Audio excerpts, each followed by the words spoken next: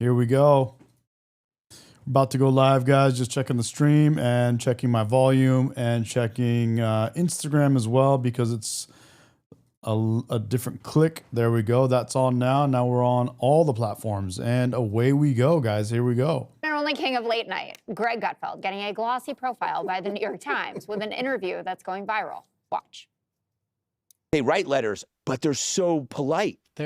No, the ones I get, I'm telling you, man, the ones I get, it's like, Greg, we always respect your opinions, but I must ask you, please refrain from using the Lord's name in vain. Someone who works at Planned Parenthood might have a different opinion about how polite the religious Well, I mean, they are killing children, but... so that's part of the game. Here we go, guys. In your face.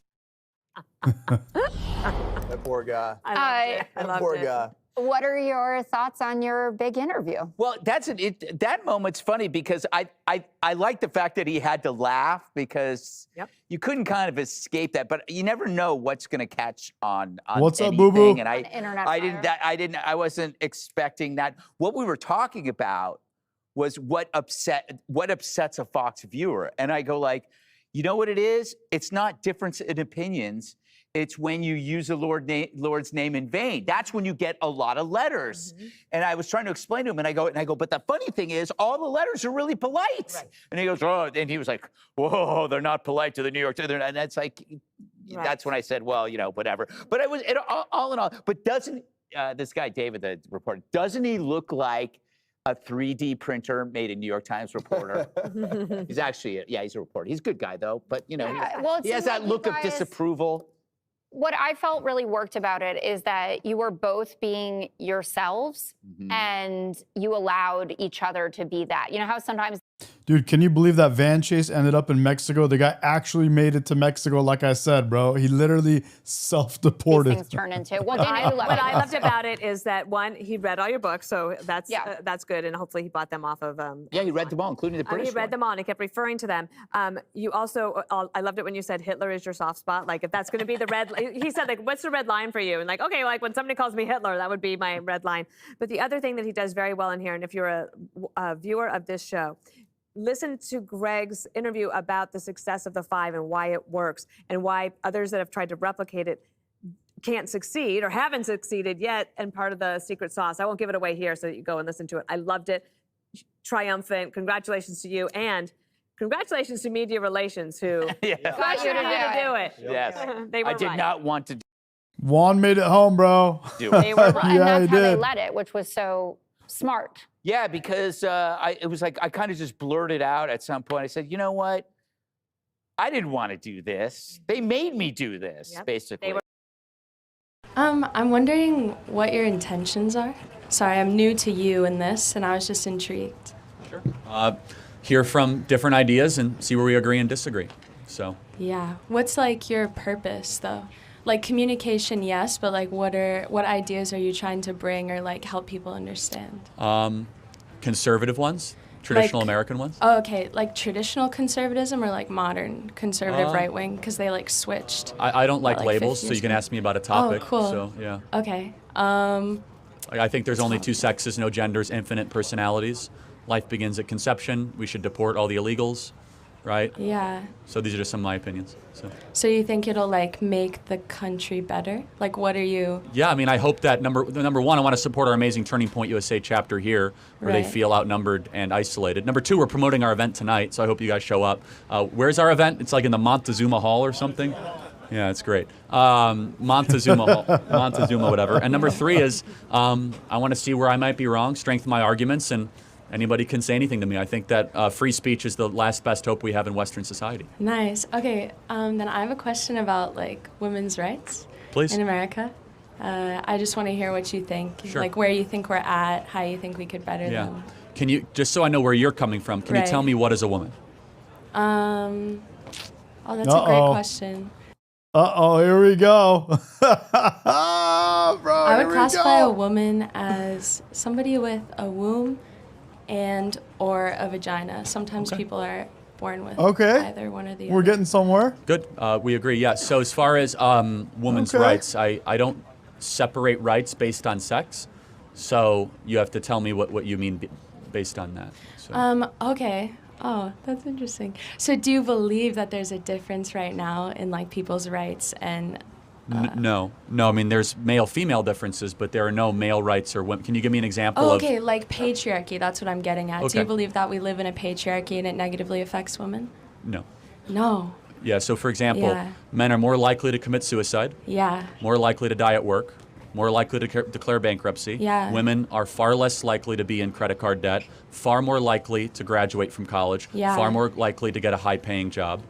Do you think that the that's a really Damn, good bro, point. he just laid it down. Holy cow! Do you Here think we go. that the suicide rates or the depression rates and the bankruptcy rates that you just mentioned regarding men have to do with the fact that men are pushed to be less open about their emotions? They're less available to being able to communicate how they feel with others. They're taught to be more violent and be more physically harmful to themselves and others? And do you think that pushes them towards suicide, depression, and bankruptcy? I think it's the opposite. I think that we're teaching men to be metrosexual versions of their former selves. What does metrosexual mean to you? Whoa, what happened to Skylar? Skylar already went off and said something that he or she shouldn't have said? Wow, geez. What's up, Random? What's up, everybody? What's up, Sanaz? Indecipherable between a man Miss Medication and woman. Oh. So, What's a man and Let me see woman what to you you just who are said. physically harmful to themselves and others? And do you think that pushes them towards suicide, depression, and bankruptcy? I think it's the opposite. I think that we're teaching men to be metrosexual versions of their former selves. What does metrosexual mean to you? Indecipherable between a man and woman. Oh. So,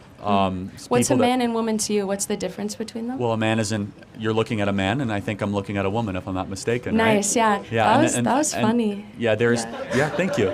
There's was good. there's characteristics, archetypes, but we have What's up, Cheryl? differences. Yeah. There are significant male-female differences. I think Like those. what? Well, men Man, I miss Charlie Kirk. tend to be more assertive. Women tend to be more agreeable Innately or taught? innately, and I wouldn't say Innately taught. based on what science? Well, just for example, if we look at artificial intelligence scanned over 10,000 brains using a SPECT scan, Yeah. and was able to determine male-female differences 95% of the time of different brain functions based on basal ganglia, amygdala, Do you know the age? cerebellum. Because interestingly enough, I Ages read 14 a to study. 22. Okay, Yeah. 14 to 22. I read a study recently that before the age of 10, brains are neuroscientists are unable to be able to tell the difference in gender based on the brain, but at a certain point, the social implications that children are taught start making them act differently. But it's been Wow. shown that if a man or a woman were given the same. Okay, have you heard that men they have more spatial awareness, like in their brain? Have you heard that one? I think They try so hard to change the basic, like, you know, what humans are, what we are, what males, what men are, what women are. They go so hard on this to try to make them exactly the same.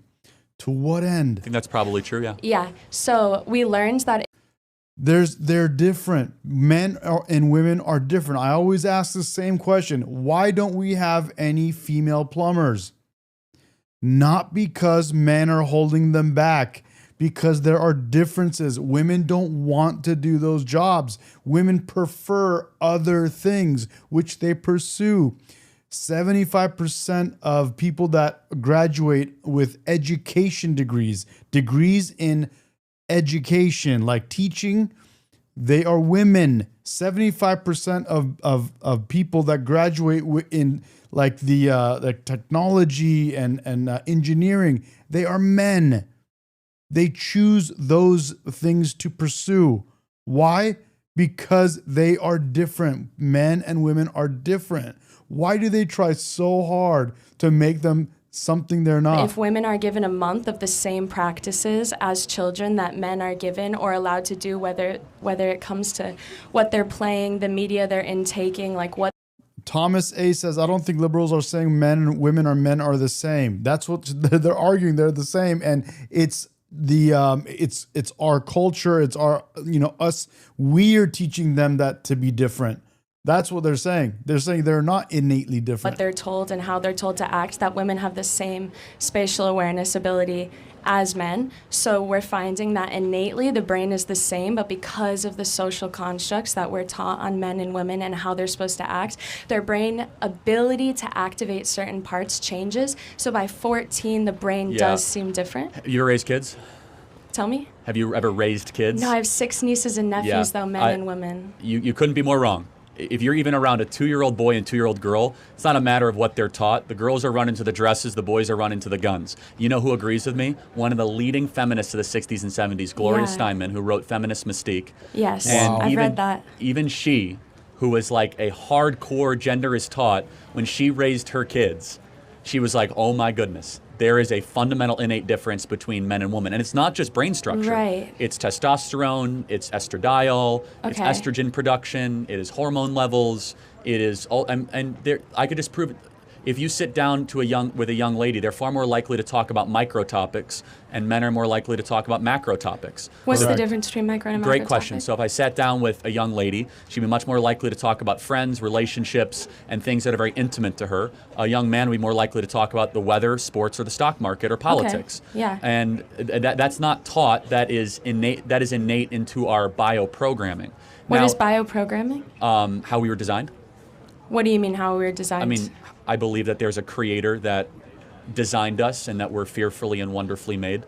And you might not agree. I would just say how you were born, I could even say, just to come to common ground on that. Oh, okay, so the creator chose that men and women have separate roles and it's innate. Well, not just separate roles, but made differently. And out of being made differently, you get different roles. Right, so if science proves that the other way, do you rely on creator over science? But science has done the opposite. So, for example, in a Harvard study, they put 50 women in a room alone, and they put 50 men in the room alone. What age? Not relevant, but around 25, right? Relevant, but okay. So. No, sorry, I'm actually having so much fun. Okay, sorry. Keep going. So if you really, I'm fascinated that you think that 8-year-olds' brains are infinitely neuroplastic, but we'll get to that back to that later. No, when they're like babies. By 8 years old, you're already going through school and you've had so many relationships, they're definitely affected. But again, if you were right, John Money would have been proven right, but we'll get to that later. Okay. So, that test has been replicated so many times, and even the Dutch, who are like the most progressive on this, have gotten away from the idea of tabula rasa. Thomas in the chat is saying that Democrats don't think the same way this girl thinks, and the reality of the situation is we're right now talking about feminists, looking at feminists, and it's no surprise. Majority of feminists are Democrat. You're hard pressed to find one feminist that is a Republican. Rasa that or boys and girls are born similarly with brain differences. But we'll agree to. I can't think of one feminist that's a conservative, but I'm sure there are. I'm not saying there are not, but by and large, they're Democrat or liberal. Screen that. But anyway, 25-year-olds were put into a room, okay? Right. And they said, men, what do you think about when they're alone? No surprise, sports and sex, Yeah. right? Young ladies, what do you think about in the room alone for 30 minutes just by themselves? They replayed prior conversations that they had. For the record, no man in the history of the species has replayed conversations that we had and thought about them when we were alone in a room. Like, what conversation, what was this person said? Women are far more relational, micro, than men. And that's just based on how our design is. That's true. Yep. 100%. Thomas is just keep going on and on and on. So I feel like Thomas is like our lost Wayne, Beta Wayne. He says, I mean, feminism is like capitalism or socialism. Everybody has a different definition depending on their political ideology. They do, but there are, by and large, more people on one side than the other of all of these things. Wow. Like, for example, socialism and capitalism, it's very obvious. Most people that are capitalists are conservative, or most conservatives are behind capitalism. And currently, most people that are Democrat or liberal are behind socialism. I think that you just lied that all men don't think. That's such a... It's called a joke. I'm sure there's a man somewhere that recollected on a conversation. Well, I didn't know that in a dialect that's a debate based on science and you're talking about a study, that would you implement a joke that's based on a Yes, truth? humor is a tool of a rhetorician to try to get people, to chuckle, a little levity. So, yeah, thank you. I appreciate it. Thank you. Let me ask you a question. Do you think testosterone and estrogen play into people's ability to have drive, ambition, feelings? Do you think testosterone and estrogen are important? Yes.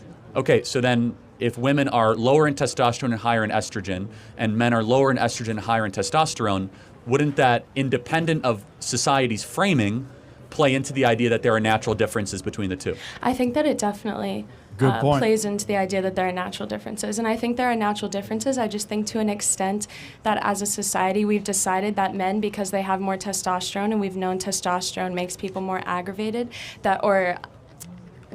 aggravated, I'll just leave it. Aggressive? Aggressive, yes, sure. I'll take aggressive. Yeah, thank you. That it makes people, or men, more aggressive, that we've decided that means that men are not in control of their moral ability or their ability to choose what they're going to do. So it becomes like men have more testosterone, but they still have the ability to choose to treat people better or with less aggression. Like it's like, oh, men don't have the ability to make those choices. That's almost like downplaying men's ability by saying that they just have to give in to their aggression. I'm not contesting that. The mark of a true man is one who can control himself. Okay. Do you think that do you think there's a problem of trying to turn women too masculine? Turning women too masculine. What's masculine for you? Well, let's just say not agreeable, forceful, aggressive, aggressive in the best possible term, forward-thinking, more macro, more visionary, less feeling-based, more rational, more. Dude, I miss Charlie, bro. He is so. I mean, the first word that came out of his mouth, not agreeable. Dude, that's so good. Yearning towards reason and dialogue, and less towards compassion or the ethos. And what's feminine to you? And everything else that came next. Wow, so good, bro. I aspire to one day be that good at reading things, understanding them, and being able to remember them and regurgitate them and think about it on the spot like he does. Wow. The inverse of that, so more on the emotion side, less macro, more micro, much so more. So women are just what men are not? No, they're different sides of a species coin, right? So you have a human species, you have a male and female, and there's differences. So I could also posit it separately. A woman is more compassionate, a man is less compassionate. So there's two ways to word it, but do you think that there's a problem about trying to force women to be too masculine? No, I don't think there's a problem. Okay, well, I disagree. We have a crisis in this country. I'm curious, why do you think that we have so many unmarried young 30-something women? It's the most in the history of recorded data. That's a good question. I don't know if I've ever pondered why we have unmarried women. Why do you think that it's the young women are the most depressed, alcohol addicted, and psychiatric drug addicted in history? Is that true? Oh yeah, the most miserable they've ever been. I'm just curious, why do you think that is? Yeah, I guess I would say that I think it's because like the society that we live in, right, like capitalistic, consumeristic, where there's like constant processing and overconsumption that includes like drugs, alcohol, like the overconsumption. So women going into the workforce a lot could create a lot of depression for them. Yeah, same with men. Okay, but then shouldn't women, like, I don't know, stay at home and have children and do what they're designed to do? Men are also Wouldn't that make them happier? Have the most depression that they have right now in this yes, country. I agree. So you could make the same argument for men that you just made for women. Shouldn't they go asking home questions. and be out of the saying workforce? Maybe the men are upset because the women that they're trying to date are more interested in taking care of cats and trying to become partner at the local law firm. Yeah. And they say, I don't want to get married till I'm 30. And maybe that creates a sense of despondency when a young male being raised in this country sees everything rigged against them. So do you not believe that? W the quest, bro. It says my woman cooks, cleans, and does dishes, takes care of the kids. Women should be working? Of course, I believe in liberty. Be careful, Quest. You're going to trigger all the liberals, bro. They're going to go crazy. They're going to start crying, man. You're going to hurt their feelings, bro. Chill out. I'm just asking, has there been an unintended tragedy where we have the most financially successful 30 to 35-year-old cohort of young women in history? And men. Well, again, the women... In history. Like men and women are the most sick and depressed they've ever been. The women are far more depressed than the men. The men are depressed. But you just said that the men were more depressed, and that's why their suicide they're and more depression suicidal, rates are higher. and they're largely more suicidal. So they're more suicidal, but they're less depressed? One sec. No, they're more successful at committing suicide than women. Oh, That's understood. a big difference, okay? Women commit suicide. No, it's true. Women try to commit suicide more, Yeah. and yet women will go through 3 or 4 attempted suicide attempts. Men usually only 1. You can look Yeah. it up. It's just the way it is. But I'm just curious, what is it Dang. about I didn't know the that. 30 to 35-year-old female?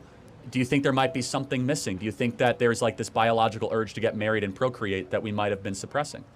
Because it is the it's the childless, least married cohort in the history of the country. Yeah. What up, Kev I Dog? believe that marriage and reproduction are beautiful things. I Good. do. Do you think we should encourage it more for young women? I think we could encourage like a deeper understanding of people's individual sense of self. And then through that, if people can better understand their wants and needs and become more self-aware about who they are and what they need, that ultimately they would lead them to like better and more efficient decision-making for themselves. Okay, and Whether or not that means marriage. Last question. You posited this. How would you define the patriarchy? Oh, the patriarchy. So patriarchy, like the epistemology of the word. Or just like, do you believe it exists in the country today? Or Yeah, I believe patriarchy exists. Patriarchy comes from pater, right? Pater means father in Latin. So patriarchy is father What's up, Andrew? Welcome, bro. He's in South Africa. Hell yeah. Good to have you, buddy. over or men over. So it's like a men ruling, right? So we see it in the fact that God or the divinity is represented as men, which was only happened like halfway through the history of humans. So it was like a matrilineal matriarchy society for a while. We see it in the fact that women take men's last name. We see it in the way that Beautiful Bill. What's up, in buddy? the way that men are viewed, or like men view women, and how women kind of have to adhere to the way that men want them to be portrayed. And I agree with you that porn is, what'd you say? toxic, poison. Toxic, yeah. And I think that's an aspect of the patriarchy, right? Like, if you go on a porn website, which I'm sure you haven't in a while, but if Not you... in a while. I used to be addicted, though. Yeah. Whoa, And congrats. I encourage everyone to break free of that addiction. It's Yeah, terrible me for too. you. Yeah, me too. That's great. Proud of you for that one. Yeah. my But God, if you bro. go on a porn This website, lady makes me sick, you can bro. see that like the view of all of the porn is from the perspective of a man and it's of a woman. And these kinds of aspects show that right now we live in a society where it's a man's view, it's men over. So like we're all taking on. Yeah, I thank you for that. Yeah. First on the porn thing, 85% of people that consume porn are men, so they're obviously going to shoot it in a way that is more attuned to men. For example, What if it was shooted for women and then they started watching then porn they would more? they would change the perspective because they're in it to make money. The same reason why Lifetime movies don't have rock and roll music, and they tend to be very like uplifting, flowery, emotional based, and hyper feminine Right. in the writing. Because most people that watch Lifetime movies are women. What's Lifetime movie? Okay. Dang, bro. Love it. Love it. What's up, guys? I went to the gym. I did upper body. Then I went and got a haircut. Check it out, dude. How is it? Is it good? How did I do? I mean, I didn't do it, but oh, you can't even see it, can you? Can you see it now? Am I clear to you? Can you see me? Imbalances between men and women have flipped, and very recently. No, that's and when incorrect, young because men, when you go may I be further allowed to in the finish? business, Sorry, that is not I'm talking correct. about men, darling. When And you called her darling? How incredibly rude. And now you think it's funny. But this is based on an assumption Let's that there ought to be some go, kind of bro, gender let's parity. go. My suggestion is that there isn't. We don't complain when women dominate subjects like. I'm really passionate about encouraging young women, girls at school to study science, to go into sciences, and there's still an environment where a lot of young girls Thank you, still beautiful feel Bill. science isn't for them. There's a historical reason for that. Back in the Renaissance time, women were told that their brains were too soft to house a powerful skull, that exercising our brains would shrink our ovaries. We're still coming back from that, and we're in an environment where we're desperately trying to dispel these stereotypes, to dispel the image that science and maths is more for boys than it is for girls. And these types of comments, potentially harmless in terms of intent, are actually really reinforcing these stereotypes that we're trying to get away from in terms of encouraging girls to go into science as a career. Let's get into socialism, guys. What I did instead Marxism. was return to what I regarded as the What do you know about Marxism? original cause of all the trouble, let's say, which was the Communist Manifesto. And what I attempted to do, because that's Marx, and we're here to talk about Marxism, let's say, and what I tried to do was read it. And to read something, you don't just follow the words and follow the meaning, but you take apart the sentences and you ask yourself at this level of phrase and at the level of sentence and at the Boo Boo has a point. He says Marxism is the death of hundreds of millions. You are not wrong, sir. level of paragraph. More like farts. Is this true? Are there counter arguments that can be put forward that are credible? Is this solid thinking? And I have to tell you, and I'm not trying to be flippant here, that I have rarely read a tract. Now, I read it when I was 18. It was a long time ago, right? That's 40 years ago. But I've rarely read a tract that made as many errors per sentence, conceptual errors per sentence, as the Communist Manifesto. It was quite a miraculous reread.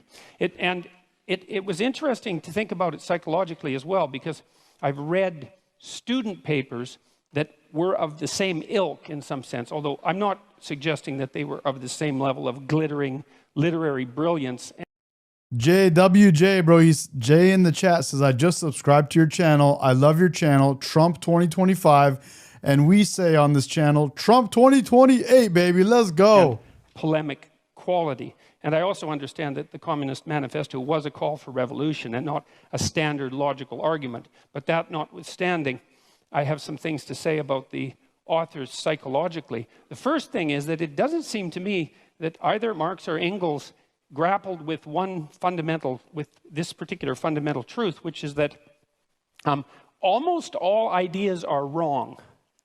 And so and it doesn't matter if they're your ideas or someone else's ideas, they're probably wrong. And even if they strike you with the force of brilliance, your job is to assume, first of all, that they're probably wrong, and then to assault them with everything you have in your arsenal and see if they can survive. And what struck me about the communist... Kev Dog is down. Kev Dog says, Trump 3000, let's go! Manifesto was akin to something Jung said about typical thinking, and this was the thinking of people who weren't trained to think. He said that the typical thinker has a thought, it appears to them like an object might appear in a room. The thought appears, and then they just accept it as true. They don't go the second step, which is to think about the thinking. And that's the real essence of critical thinking. And so that's what you try to teach people in university, is to read a text and to think about it critically, not to destroy the utility of the text, but to separate the... Exactly, Hans. Hans said it right. He says, it's a joke to upset people that get butt hurt easily. Trump 2028! Wheat from the chaff. That's amazing. That's amazing. That's amazing, bro. And so what I tried to do when I was reading the Communist Manifesto was to separate the wheat from the chaff. And I'm afraid I found some wheat, yes, but mostly chaff. And I'm going to explain why, hopefully in relatively short order. So I'm going to outline 10 of the fundamental axioms of the Communist Manifesto. And so these are truths that are basically held as self-evident by the authors. And they're truths that are presented in some sense as unquestioned. And I'm going to question them and tell you why. Thomas is pissed off about something. What are you mad about, Thomas? Would love to see more conservative content, but why didn't it push an authoritarian what to piss off? What are you mad about? Trump 2028? I think they're unreliable. Now, we should remember that this tract was actually written 170. We say, as I always say, Trump 2028 was a liberal thing. Trump never said anything about Trump running in 2028. Liberals are the ones that kept pushing Trump 2028. They go, oh, is he going to run? Oh, he's going to run in 2028. Trump's going to be this and Trump this, Trump that. And then they started asking him, hey, President Trump, are you going to run in 2028? And he laughs about it. He goes, oh, my God, this is so silly. And,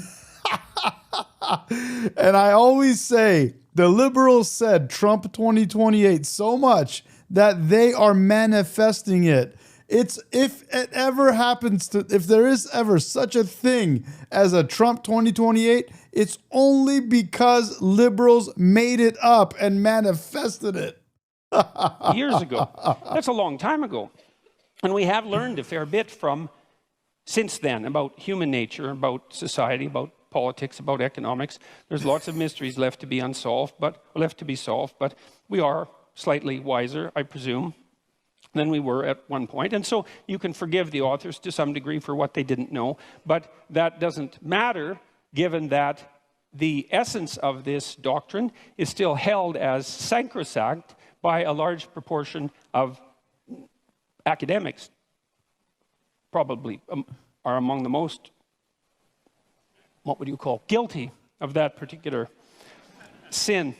So here's proposition number one. History is to be viewed primarily as an economic class struggle. All right, so let's think about that for a minute.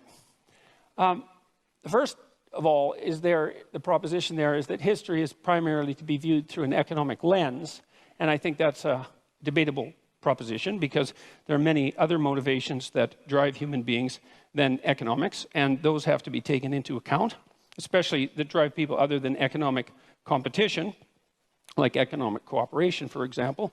And so that's a problem. The other problem is that it's actually not nearly a pessimistic enough description of the actual problem, because history... Why so, Dan? History, this is to give the devil his due. Thomas is saying, why not troll liberals in other ways? We do, buddy. We troll them in all kinds of ways. They troll us. It's a nonstop troll fest, bro. It's going back and forth. It's called having fun. It's called humor. It's called enjoying the moment. It's called a lot of things, bro. But that's what it is. Life is a show. Enjoy it, bro. Have a good time. The idea that one of the driving forces between history is hierarchical struggle is absolutely true. So what Jordan Peterson is saying here is that in Marxism, they say basically that one of the big things is that one of the big motivations is economical, or the only motivation is economic. And what Jordan Peterson's saying is it's not, it's hierarchical. That's what the original thing always was. There was a time when we did not have money. We were caveman. I would have a cave. I would have my woman. I would have my family. You would have your cave. And I walked, if I wanted to be the leader of the mountain and I come over, I'll hit you in the head and say, I'm the leader. There's a hierarchy to things. But the idea that that's actually history is not true, because it's deeper than history. It's biology itself, because organisms of all sorts organize themselves into hierarchies. And one of the problems with hierarchies is that they tend to arrange themselves into a winner-take-all situation. And so, that is implicit in some sense in Marxist thinking, because of course Marx believed that in a capitalist society, capital would accumulate in the hands of fewer and fewer people. And that actually is in keeping with the nature of hierarchical organizations. Now, the problem with that isn't so much the fact of so there's accuracy in the accusation that that is a eternal form of motivation for struggle, but it's an underestimation of the seriousness of the problem, because it attributes it to the structure of human societies rather than the deeper reality of the existence of hierarchical structures per se, which, as they also characterize the animal kingdom to a large degree, are clearly not only human constructions. And the idea that there's hierarchical competition among human beings, there's evidence for that that goes back at least to the Paleolithic times. And so that's the next problem. It's that Thomas is here to tell us how to run our lives. Thank you, Thomas. Well, thank you, but no thank you. I suggest you start your own channel, Thomas, and and do whatever it is that you're telling us to do. The ancient problem of hierarchical structure is clearly not attributable to capitalism, because it existed long in human history before capitalism existed, and then it predated human history itself. So the question then arises, why would you necessarily, at least implicitly, link the class struggle with capitalism, given that it's a far deeper problem? And now, it's also, you've got to understand that this is a deeper problem for people on the left, not just for people on the right. It is the case that hierarchical structures dispossess those people who are at the bottom, those creatures who are at the bottom, speaking, say, of animals, but those people who are at the bottom, and that is a fundamental existential problem. But the other thing that Marx didn't seem to take into account is that there are far more reasons that human beings struggle than their economic class struggle, even if you build the hierarchical idea into that, which is a more comprehensive way of thinking about it, human beings struggle with themselves, with the malevolence that's inside themselves, with the evil that they're capable of doing, with the spiritual and psychological warfare that goes on within them. And we're also actually always at odds with nature. And this never seems to show up in Marx. And it doesn't show up in Marxism in general. It's as if nature doesn't exist. The primary conflict, as far as I'm concerned, or a primary conflict that human beings engage in, is the struggle for life in a cruel and harsh natural world.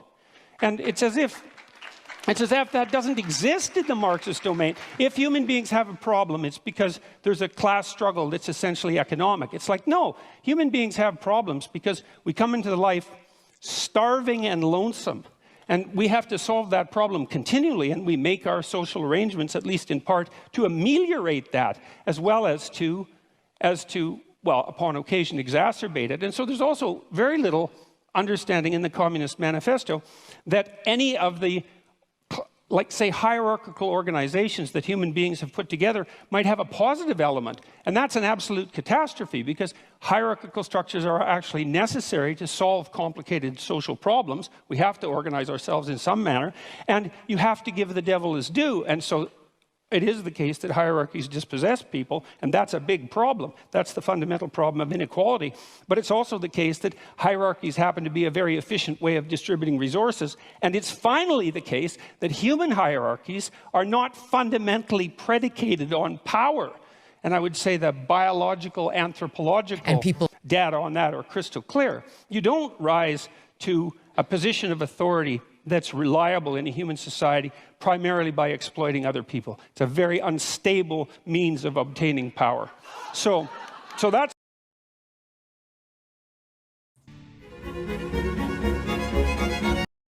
ideological movement, let's say, especially one based on resentment. Today, from peak BLM, right after George Floyd. Oh, yeah. The riots everywhere. And one of those infamous videos where BLM members got up in the face of, it happened to be a woman of color, she looked Latina to me, sitting there trying to eat her lunch at an outdoor cafe. And the BLM crowd was moving in on her, standing over her, screaming in her face, trying to get her fist up to say, Black Lives Matter. And it was all white women. And I remember this from when I lived on the Upper West Side, which included 2020 during the George Floyd-a-palooza. And it was all white women who tended to have some money in their Lululemon out there at these BLM protests. It's like, okay, these women would never want that crowd coming back to their apartment building with them at the end of the day. But they want to be out there on the streets and pretend that they're one of them, that they understand the experience that, you know, your average inner city person of color has had. It's a lie. So I accept, because I've seen women behaving terribly over the past 5 years in particular, and they're at the apex of the bad messaging, and they're the last to come along on the Trump train, which is also disturbing. You know, those same stats I've seen from that you're citing with the young women in particular. They're obsessed with abortion, which I just think speaks to a lot of things, like the absence of religion in the public square. No one's even telling them the other side or the other options. You know, we had laws at one point where you'd have to show women the picture of the fetus before they could abort it. And those got struck down. It was like, no, you can't even show her what she's doing. So I just think the whole system is set up to breed that kind of woman. Like, you'd almost think that it's the kind of woman that society wants because they're so prevalent. Welcome to this episode of Parenting. Well, you know, the question is, you know, did we tilt in that direction with, there's certainly a strain of feminism that developed particularly in the 1960s, although it was there long before that really did in some ways aim at that kind of women. And let me ask you something as well that's deeper. You know, I've studied malevolence as deeply as I can for a very long time, and the philosophical representations of malevolence and the theological representations of malevolence. And the deepest representation is Luciferian, and that trope underlies, like, the evil scientist in you know, popular entertainment, the idea of the intellect gone mad, the intellect that worships itself that then usurps and attempts to put itself in the highest place. And so there's an idea that, this is Milton's idea, that, you know, Lucifer, who's the spirit of the unbridled intellect, the light bringer, is the spirit that was most finely made that went most dreadfully wrong. And so the psychological idea there is that there isn't anything more remarkable about human beings than their cognitive ability, but if it becomes master instead of serving something higher, then look the hell out. Now, there's an echo of that that's very, very deep with regards to born into this swath of like truly mad romantic love. Rejected him. I'm calculating, you know, it's his age plus 42. That's what I'll be, you know, when my youngest has his children. And boy, my kids better have kids young if they want me to be part of that child's life at all. If they want, if I get to be a grandparent. And it's its own special form of pain, you know? Like, would I have traded my career building and doing the things that I love? Because I was a lawyer for the first 10 years and then I switched to journalism. I don't know if I can say that. I didn't meet the right man until I was 35. If Doug had come into my life at 22 and I rejected him, and then we went and married different people and refound each other at 35, that would be really painful. But I don't have that regret. We didn't meet until the time I think God brought us together. And for me, that was the time. That's when I was ready.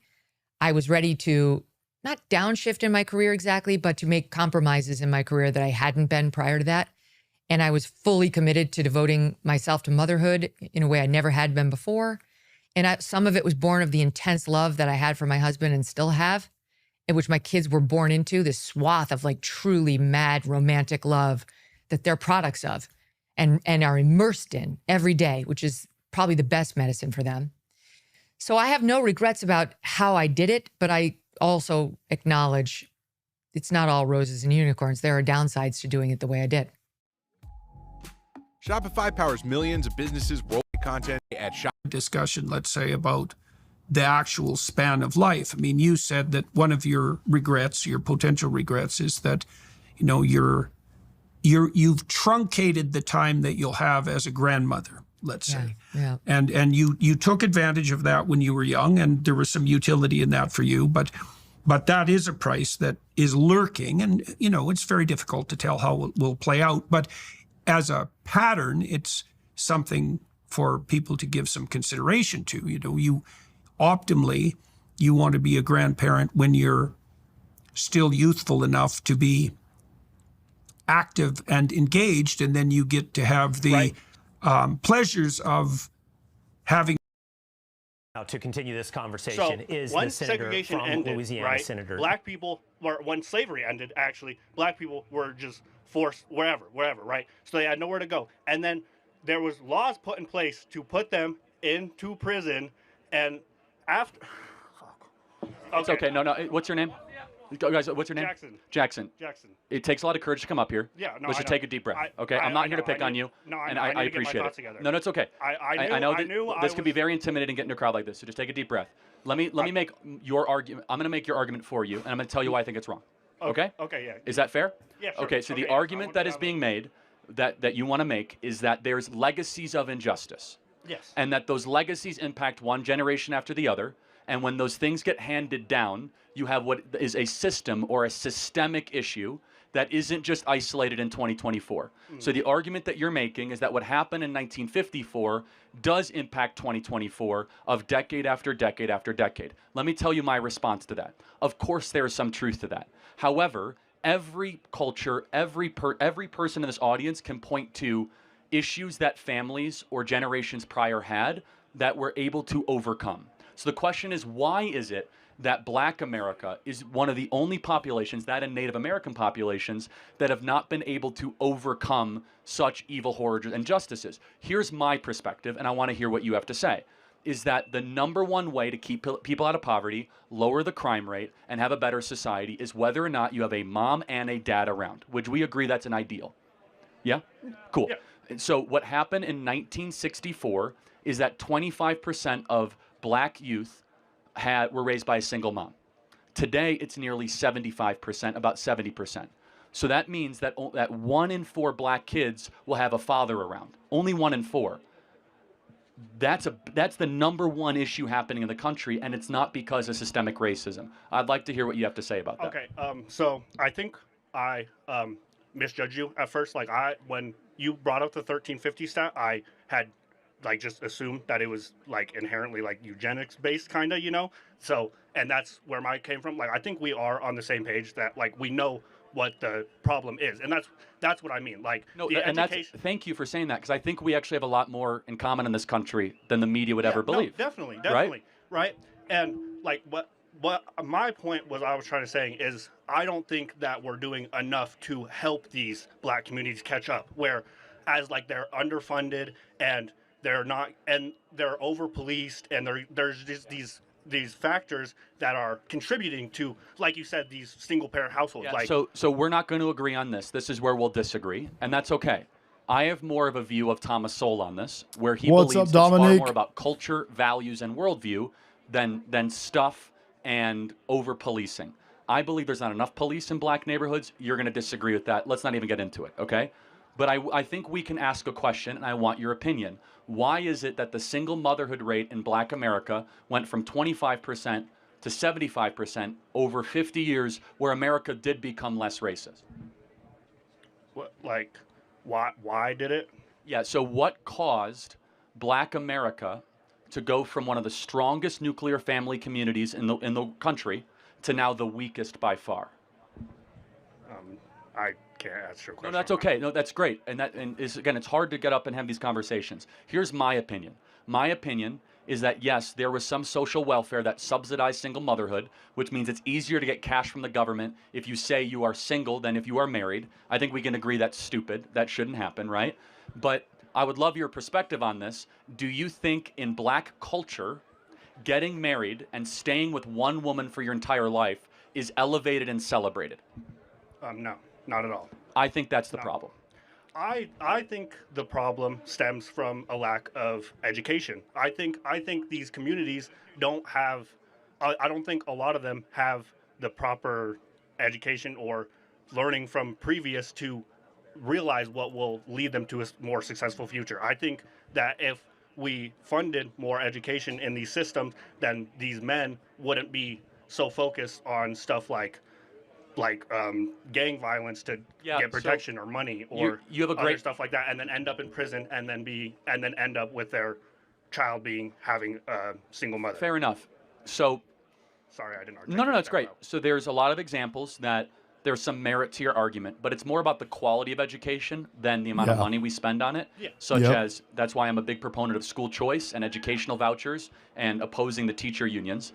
But the core is this. Is that it's a fact that the more the government got involved and threw money at education and tried to control education or manage education in our country, the worse it got. It's not about more funding or increasing something in our education system. It's about improving. It's about doing it a different way. It's not working the way it's set up. The #1 predictor for a kid of any skin color, black, white, Asian, Hispanic, is whether or not dad is around. Right. And I look, as an outsider, albeit, at current black culture, right? From the athletes to the rap music to the music, I don't see the nuclear family elevated. Nor is it... Thomas is asking me to tell the chat that Putin is not is a terrible dictator. What are you guys what are you guys talking about in the chat? Is someone saying that they like Putin or something, or what's going on here? An internal black cultural expectation. Now, I will ask some of the white individuals here in this audience, okay? If you guys got pregnant and all of a sudden you didn't even know who the father was around, how would your parents react? Not great, right? Yes? Unfortunately, in black America, this is kind of accepted. Would you agree? I can't say. I grew up around a lot of white people, so I can't say. All right, okay. Well, but it is a fact that it is accepted, right? So that's the problem. The problem is that it's a cultural norm that has then turned into the cycle of poverty. The cycle of poverty can break very quickly if fathers stayed with the women they impregnate. But most of these fathers aren't just leaving. A large majority of these fathers are ending up in prison. Like this is good point. Why do you go to prison? Because because you commit crimes. But the okay, because yeah. the prison system has been targeted against minorities. Again, we're not going to agree here, right, and that's okay. Yeah. There's actually under enforcement of the laws when it comes where there's, for example, only half of murders in Chicago get solved. Right, but are they all black people though? Almost all of them, yeah. Like 80, Well, 80 if they're not solved, how do we know that they're black people? Well, because it's a black victim in a black neighborhood by a black gang. So it's like you can assume at a great approximation that in the west side of Chicago, 50% of the murders in Chicago that go unsolved are all black people. not all. Dead No, black. I said 85%. But we don't know who the perp is. But again, if you have a black victim at 2 a.m. in a black neighborhood, it's reasonable to say that it was a black on black crime. 90% of murders after 2 a.m. in Chicago are black on black crimes. I'm from Chicago. Right. I happen to know it. So, right. But like half of all murders in Chicago are unsolved, which that means half of all murderers are walking free. So we have an under enforcement of laws. We have the ladies here in this audience should know What's this. up, man? You know that there's over 600,000 rape kits in this country that have not even been opened or tested, which means that there are women who say that they've been raped and their kits are not even put in the system. There are probably hundreds of thousands of rapists that walk free in this country. Yeah, no, our system is No, totally what I'm saying though, terrible. that's an under enforcement of laws though. Yeah, because our system is terrible. No, I know, but you said we have an over enforcement. I don't think we have enough people in jail. You don't think we have enough people? No, like I said, half of all murderers walk free. We don't even know who they are. Okay, but Yeah, I think we have under enforcement as well. They let too many people walk free. We have catch and release. L.A. was a big joke. I live in Southern California. It was a big joke. They allowed people to steal and not even go to jail. And I sure whatever, but I'm talking. I don't think that I don't think that black people are as more than 50% of exonerations from prison are black people. Like a black person is more likely than any other race to be tried for a crime that they did not commit and then to be released from prison for a crime that they did not commit. That's not totally true. Let's pretend that it is. It's because they're in front of the justice system more because of the high crime. But let's try to find some agreement. I'm talking percentages of exonerations. No, it's because they're in the system more though. It's because you have more cases. But anyway, let's pretend that's true. Let's pretend the system. W Lex, bro, with the super chat. Hell yeah. He says, "You go, boo boo. Cheers to channel." Hell yeah. Thank you, bro. Appreciate you, Lex. Hell yeah. It's totally racist. Actually, there's more white people in the system. Thank you, brother. White people make up no, for sure. 70%. So you were just incorrect there, right? Like you're doing to me. But they don't commit as many crimes. Okay, so let's be cordial. Let's be cordial. You're not being, so let's calm down a little bit, okay? You're not being. Am I being sweet to this guy? Okay. All right. Let me ask you one question in closing, though. Thomas is asking me to time someone out. No, I'm not going to time someone out just because you disagree. If you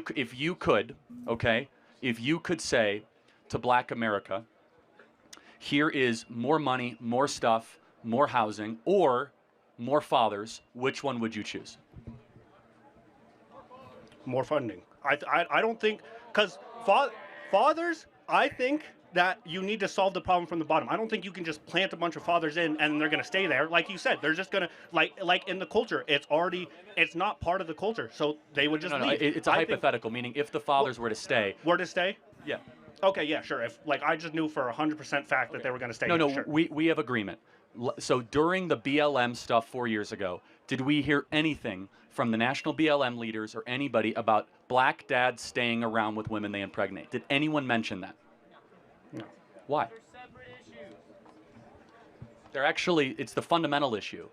The fundamental issue is if you have a father around, less likely to commit crimes, more likely to graduate high school, more likely to get a job, less likely to be in poverty. How do we get there? Like, this is what I'm like. No, how do we get there? Well, the first of which is you must raise the standard of expectation, both internally and externally in the black community, that we're not going to put up with men, because we're both men, fleeing the women that they impregnate. Yeah. That we will say to men that flee the women that they impregnate, you're a loser, we're not going to tolerate you, we're not going to be friends with you, that you're the scum of the earth, that if you impregnate a woman. He's absolutely right. What's up, State Line? And we got to bring awareness to it first, and then we got to do something about policy and basically incentivizing, the incentives that are in place that are incentivizing women to kick out the father of their children. Now, that's what we got to do. And they're being paid to stay home and kick out the father of their children. That's a problem. And then you just run away from them. Children again. John Kennedy. Senator, Now, to continue this conversation is the senator from Louisiana, Senator John Kennedy. Senator, it's great to see you. Thank you for being with us here today. Why did we shut down the government? Sam in the chat says, how do you bring awareness, though? Not police, community leaders, pastors, coaches. No, we're bringing awareness by having, debate, open discussion like we're doing right now. You're seeing more and more black people. Well, I had someone on my show. I had a featured guest on, Frank Zanu, and he explained it very well. He said, listen, you're saying, what do we do to fix the problem? He says, who is we? He says, you're not the ones that, we're not for the most part being affected by it. He says, the people that are in it and being affected by it are the ones that are most likely are the ones that are, that need to help solve the problem. And we right now, more than ever, are having black people go online and speak their mind and hold each other accountable. So I think that's a big problem.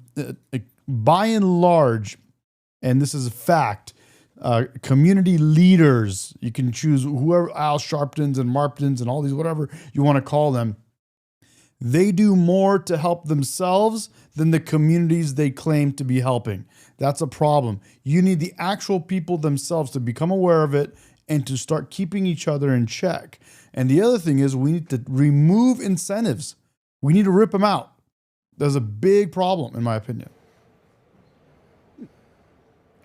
Well, I want to be careful, Will. I don't want to do anything to upset our agreement. If I did that, my colleagues would, I don't know, they'd have Katie Porter slap me to Pluto, and I couldn't blame them. Look, Senator Schumer chose to have this shut down. And it's clear, it was clear at the time, it's clear now. He just dug up more snakes than he could kill. His demands were unreasonable. They were so unreasonable that they weren't even within the realm of possibility on my side of the aisle. And we were prepared to just sit there as much as it hurt. I mean, we didn't have a choice. We couldn't possibly do what Senator Schumer wanted us to do. But look, I want to thank the Democrats who finally said, look, enough of this foolishness. We're going to open government up. My only disappointment in the deal that we have, I strongly wanted a provision added that senators. Brandy says, that's my senator. That's all of our senator, man. We love him. Are you from Louisiana? Cannot be paid during a shutdown. It's called shared sacrifice. It's called leadership. We were getting paid, but our staff wasn't. I didn't take my salary, but our staff wasn't getting paid, and air traffic controllers and our military. I thought it was the height of hypocrisy.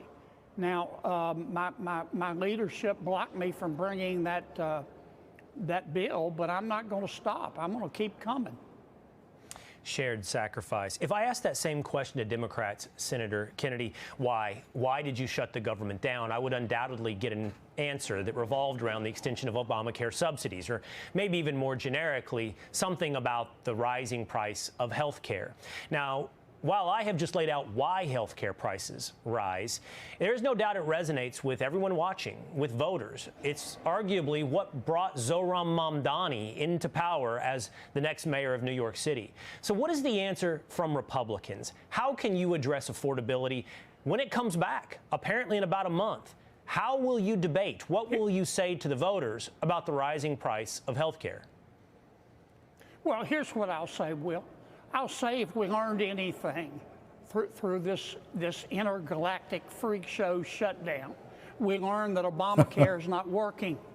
We were promised if we did it, premiums would go down and insurance would be more accessible. It's been neither. We were promised our lives would be better. Our lives are worse. We need to fix it. Just extending the status quo is like putting fresh paint on rotten wood. Now, how are we going to fix it? Well, we're going to vote on revising Obamacare exchanges here before Christmas. We need to put together a proposal that looks like somebody designed it on purpose. But longer term, to the larger issue, healthcare is part of affordability. What the Senate needs to do is get up off its ice-cold, lazy butt and do another reconciliation bill. We don't need support of our Democratic colleagues to do that. We can do it with all Republicans. I think we did an extraordinary job with the one big beautiful bill, but under the law we have the authority to do 2 more. We haven't done anything since the one big beautiful bill. After the holidays, we need to get serious, and in a new reconciliation bill, we need to address the cost of food, the cost of health care, the cost of housing, the cost of regulation. Regulation of goods and services makes all of our goods and services cost more. And the Senate needs to rise to the occasion and do something. Yep. Well, there is no doubt the voters have real questions, real concerns. Well, Obama forced his healthcare bill onto everyone, and now it's done the exact opposite of what he said, bro. That's why we're in this mess. There are millions of phantom enrollees under the ACA. Is that being looked at as it possibly makes it so that people that are on the ACA are paying more, it's inflating the numbers? That's like the most random way to start a question on a serious topic. Nobody who's serious in this country takes Dr. Oz seriously. No one. Nobody takes you seriously, bro. And where's your sombrero? I mean, it's shocking that the guy even was confirmed. But it's shocking that you're not wearing your sombrero. And where's your mustache? This is part of the reality of Republicans here in the House and over in the Senate. They're nothing more than a rubber stamp for Donald Trump's cruelty and extreme agenda. He honestly looks way better with a sombrero. He needs to start rocking it, bro. I have no idea what... If he was funny, if he was actually like, you know, confident in who he was, he would just, honestly, I would do it. If I was him and they did those memes about me and they did the sombrero and the mustache, I would literally start wearing one around and I would go along with it and just play and just have a good time and clown him. Dr. Oz is talking about, and neither do the American people. All right. So number one, clearly Hakeem Jeffries is upset because as we talked about earlier, 8 Senate Democrats caved to what the GOP was asking from them since day one, which is let's reopen the government and we can have the fight about ACA subsidy. Lex, exactly, bro, like JD did. You got to roll with it and do it. Which is what happened in this question that was asked of Hakeem Jeffries, which is that Dr. Oz reported that millions of phantom enrollees are on the Affordable Care Act program. Now, that's troubling when you hear about that. Why would there be... You guys hear that? Million of them are on that. Millions of people enrolled and not actually receiving benefits, meaning these are not real people. Sounds like a Doge issue, right? And this is for healthcare companies, guys. Here's the individual, as you guys can see on the screen, that actually asked him about the question. Now, Dr. Oz, of course, is a board-certified surgeon. He's actually conducted surgery, so he definitely has the credentials to serve in the position he's served in. So it just goes to show you how upset Democrats are right now. Now, with respect to the Affordable Care Act, here's what I do know. That Republicans have tried to repeal the Affordable Care Act more than 70 different times in the last 15 years. They don't operate in good faith when it comes to the health care of the American people. And of course, as Democrats have repeatedly indicated, we're open to sitting down and having a bipartisan conversation about how to fix our broken healthcare system overall. But I'm not going to respond to any comments from randos like Dr. Oz, who is woefully unqualified to be in whatever position he holds in the administration. He's a Many will argue that you're unqualified, sir. Joke. These people are jokes. But the issue of the healthcare of the American people is very serious. And that's what we'll continue to focus on. Yeah, it's always good to see Hakeem Jeffries get upset, right? Because then we start to witness an actual human in there, right? Because sometimes this guy is walking around like a robot. But let's just focus on the merits of his argument. He says that the healthcare system is broken. Oh, the healthcare system that you guys put in place, the Democrat Party, the originator, Barack Obama, that guy, he broke the healthcare system. Yep. Let's just focus on the facts. This is from CIS.org. Welfare use by nativity and legal status. Any welfare. Did you know that legal immigration households and illegal headed households make up most of our welfare people, make up most of the cash assistance, make up most of the food assistance, make up most of the Medicaid and the housing. So and guys, just so you know, it is illegals are heading it. That means they are the majority beneficiaries. And it's, by the way, when he says illegal aliens, I know a lot of people like to think Mexicans, but it's not Mexicans. It's all of these people coming over, these Arabs, these Muslims, these Indians, these all different kinds of people from all over the world. It's not just one type of person.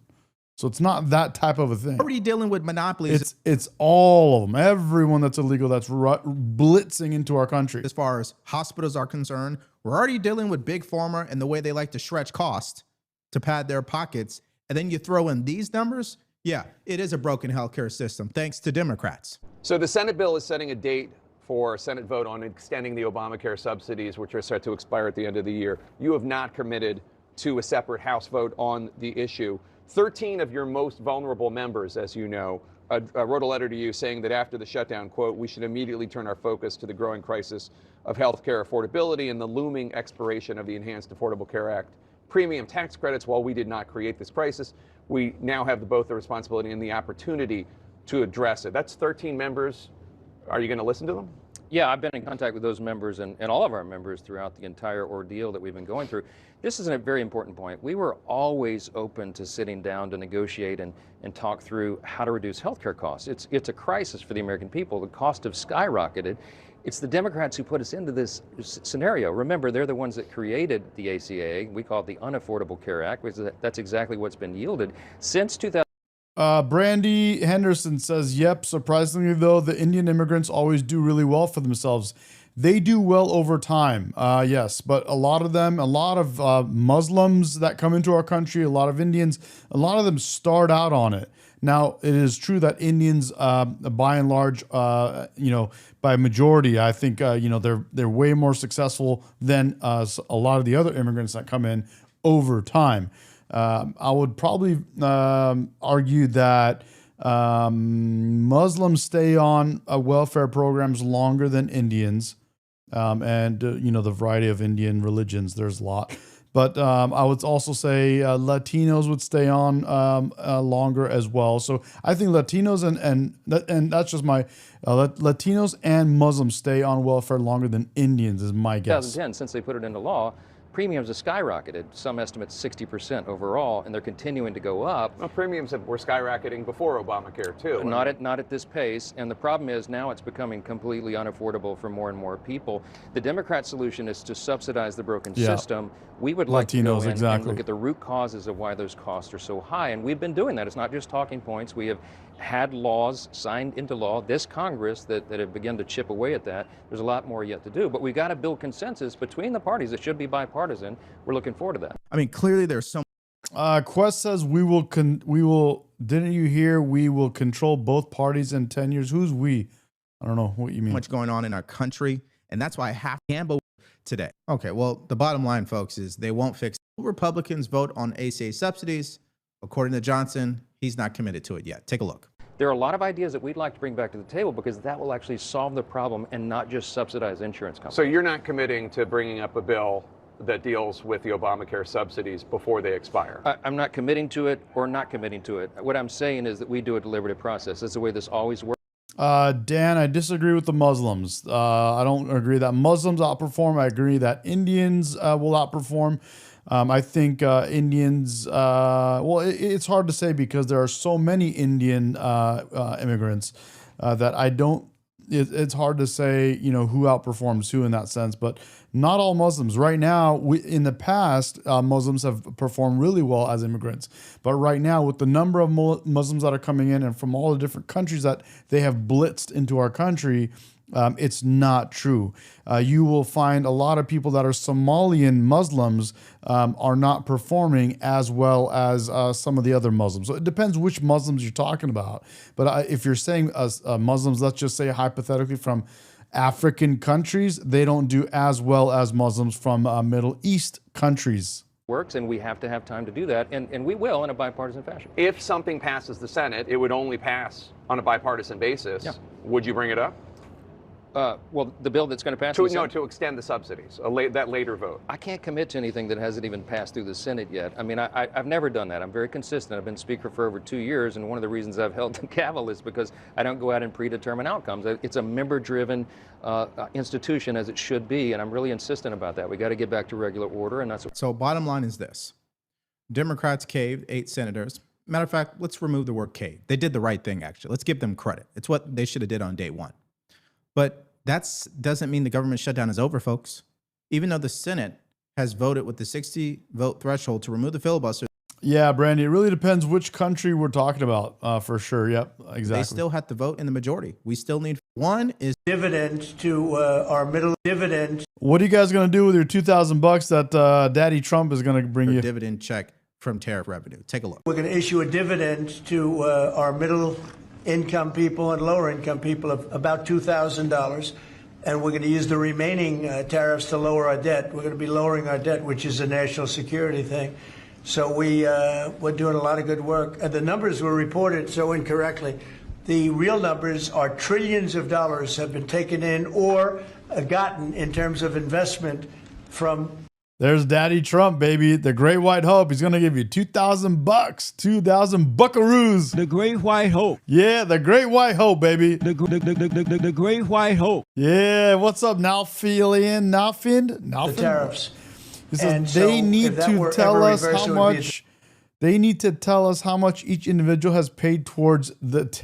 Which individual? Disaster. Frankly, it would be a national security problem for our country, and nobody thinks it's. Dan M. Trump is your daddy. It's going to be reversed. I think we had a very good court case. As you know, it's before the Supreme Court right now. But if that were ever reversed, you know, people are saying, oh, it's $1 billion. Some people said, oh, it's $2 billion. Well, that obviously we can handle very easily. But this is trillions of dollars we're talking about in terms of the tariff income and all the investment income that's come into our country. You know. All right. Well, number one, what you need to know is, yes, short term, this will work for the American citizen. They will happily take $2,000 in cash, and it will be gone by the end of the month. And they'll be back where they are right now for the people that are struggling. Okay. That's just the reality. It's called financial literacy. Secondly, this isn't going to work economically long term. Okay. Putting cash into the market is not a great idea. Why? Because it drives up inflation. Okay. That's just the reality. If you have extra cash in your pocket and you go down to the store and start buying stuff, that store is going to raise prices. Why? Because they can't meet the new demand. That's just the way inflation works. And number three, the real solution is not $2,000 checks. It's Dan is trying to tell us what is alpha and what is beta. Dan, you wouldn't know what alpha was if it was staring you right in the face, bro. Thank you, though. Thanks for playing. Called a recession, which is political suicide. Now, here's the president reacting to Marjorie Taylor Greene, who's been making these mini. Damn, stop being a beta, bro. Beta male. That's right. Beta male. Man, be a alpha male, not a beta male. Tours and contradicting Beta male. everything that the president's been saying, which I find to be interesting. Here's what he had to say about that. Take a look. Marjorie Taylor Greene, who is a big ally of yours, said that she would rather see you focused on nonstop domestic policy meetings here at the White House instead of nonstop foreign policy meetings. There she is. That's Caitlin, guys. You see Caitlin on the right? What do you guys think about Caitlin? Should I put her up on the screen? That is one of our palate cleansers, guys. Caitlin, here we go. Here's a palate cleanser. Boom. Oh, where is she? Where is our palate? Oh, there's. Oh, that's not Caitlin. Oop, that's Carolyn. That's Caitlin. What do you guys think about Caitlin, guys? Caitlin. Right there. That's Caitlin talking. Let's see if we can go like this. That's her on the right here. From CNN. Caitlin, boom. Let's see if we can move her down so you can see her better. There you go. That's Caitlin right there. What's your response to her saying that, and also saying that grocery prices are up and not down, as you've said? Yeah, so I don't know what happened to Marjorie. She's a nice woman, but I don't know what happened. She's lost her way, I think. But I have to view the presidency as a worldwide situation, not locally. I mean, we could have a world that's on fire where wars come to our shores very easily if you had a bad president. We had a horrible president, and we ended up with Russia, Ukraine, and we ended up with other disasters, too. Don't forget, I put out 8 wars, 9 to come. I think I'll get the other one taken care of, but I put out 8 wars. And look. She does have a strong jawline, I will admit. Look at the damage that Russia, Ukraine has done to us as a country. I mean, we spent $350 billion. We're not spending any money anymore. Now they pay us. Number one, the president is correct. He has gotten results in his foreign policy. What he's accomplished in 9 months is 10x more than what Biden tried to do in 4 years. Okay, so you can't take that away from the president. That's number one. Secondly, there are merits to some of the talking points she's been putting out there, and that is in regards to the affordability issue.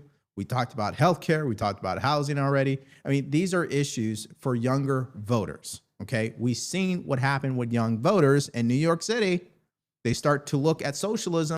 TDS is hitting hard in the chat, bro. Abs Condage and Dan M. You are a Trump hater and you are a beta male. You are a Trump hater and you are a beta male. As a real solution. TDS is hitting hard, bro. We know it's not. But if the Republicans do not address, and I say Republicans as in Congress, it's not on the president. The president has gone above and beyond to make this country better than what it was, okay? With the 1,000 of executive orders he's already issued, it's that Congress has not caught up yet. And they need to figure it out before it's too late. But so when somebody makes a statement, someone's saying, what 8 wars? Abs Condens, have you been living under a rock lately or what, bro? Are you okay? Earth to abs. Come on, come in, he's abs. devoting time to the world. Well, the world is the United States, because if the world's in trouble or if the world is ripping Earth to abs us off. You know, the world was ripping us off before I came here. Europe was getting massive tariffs. They were sending us 9-10 million cars a year. We were sending them none. They were not taking our agriculture. We were taking massive amounts of their. It was so unfair. Now we have a deal where $950 billion is. I'm going to let you guys answer. Go ahead. Abs, can you count any of them? Do you know of any of them? Let's see how hard your TDS is hitting. Do you know of any? Can you give the president a W on any of the wars that he stopped? Coming into the United States because of me and because of tariffs. So if I don't do all these things, our country is doing very poorly. That's right. I passed a great, big, beautiful bill, which is the big TDS hitting hard, bro. Hitting hard. biggest tax cuts in the history of our country. So when somebody like Marjorie Taylor Greene, who's now catering to the other side, I don't know what, I guess she's, got some kind of an act going, but I'm surprised at her. But when somebody like Marjorie goes over and starts making statements like that, it shows she doesn't know. Okay, so unfortunately, some of you guys are going to get upset, but it is what it is. This is the brutal truth. This reeks like the Epstein files debacle. What do I mean by that? There's a communication issue happening within his cabinet surrounding affordability. Someone is advising the president not to speak on affordability. And when he speaks on it, he sounds as if it's not an issue. It is an issue. It was an issue before he took office. It's an issue after he took office. And he would be best served if he would just directly talk about it head on and not try to ignore it. That's my own personal opinion about it. It's a fatal mistake, in my opinion, okay? The last thing that Republicans should be doing, the last thing the president should be doing is what Democrats did for 4 years and tell people who are struggling, no, the economy is doing great. It doesn't matter if the economy is doing great in the stock market. If the economy is not doing great in somebody's bank account, they will remember that when they go to the ballot box. And I want the president to be successful. I want Republicans to be successful. That's why they need to deal with this issue head on. Now, the next final clip is... I agree that he needs to keep talking about it and work on the affordability issue, but I do also agree that part of the affordability issue is inflation. Reducing inflation increases affordability indirectly, whereas it's not what people consider to be affordable, but when they talk about specific price of goods, but your purchasing power is better when inflation is lower. So it is affordability. He does talk about inflation. He needs to talk about it more and needs to focus on this thing more. I do agree with that. About what he plans to do with insurance companies, and instead of paying these subsidies, to pay American citizens instead. Take a look. I hope that we're going to be able to have a health care where Lindsay and I were discussing it, Jim and I were discussing it, and Katie, we discussed it. We want a health care system where we pay the money to the people instead of the insurance companies. And I tell you, we're going to be working on that very hard over the next short period of time, where the people get the money. We're talking about trillions and trillions of dollars where the people get the money. Yes, please. I understand why the president is saying this. He wants people to be hopeful, enthusiastic about the economy. He wants to help them in any way, shape, or form that he can. Dan, you didn't understand what I said. It's okay. I didn't think you would get it. It's all good, bro. Problem is by helping people in that way, you're only hurting. I shot at them and left. Well, they actually caught the suspect. Take a look. A breaking update right now. Lex is saying, any news on Minivan? What happened in Mexico? Somebody was killed in the rioting. Medi, great job on the channel. Thank you, bro. Thank you, Lex, for the $4.99 super chat, bro. Thank you. Thank you. Dude, the guy in the minivan made it to Mexico from what I last heard.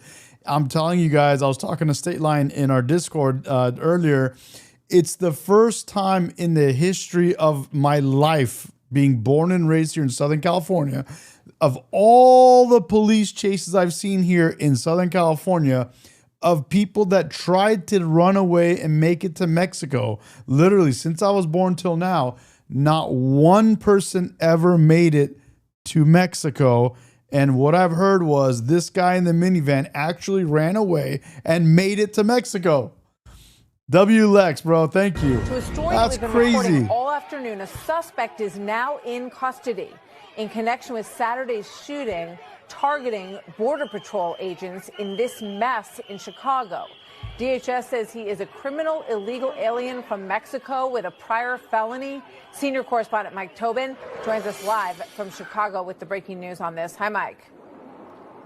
Hey, Martha, that is the breaking development that Border Patrol agents, or federal agents, I should say, now have a suspect in custody for firing at Border Patrol agents on Saturday. The video we have is after the shots were fired. People mobbed to the scene. Chicago police showed up to control the scene. But DHS says Saturday morning, Border Patrol agents were operating in the predominantly Hispanic. What are they talking about, bro? Are they in the chat? They're saying Jesus was Palestinian? What is going on? Village neighborhood when a man drove up in a Jeep, opened fire, and drove away. Nope. You guys still talking about free Palestine? Your party has already left, bro. They're already on to, they moved on to socialism, bro. Come on now. Get with the times. One was shot, but investigators collected shell casings and video from the scene. It was a joint investigation of the FBI, ATF, and Chicago police. That suspect is from Mexico and, again, in custody.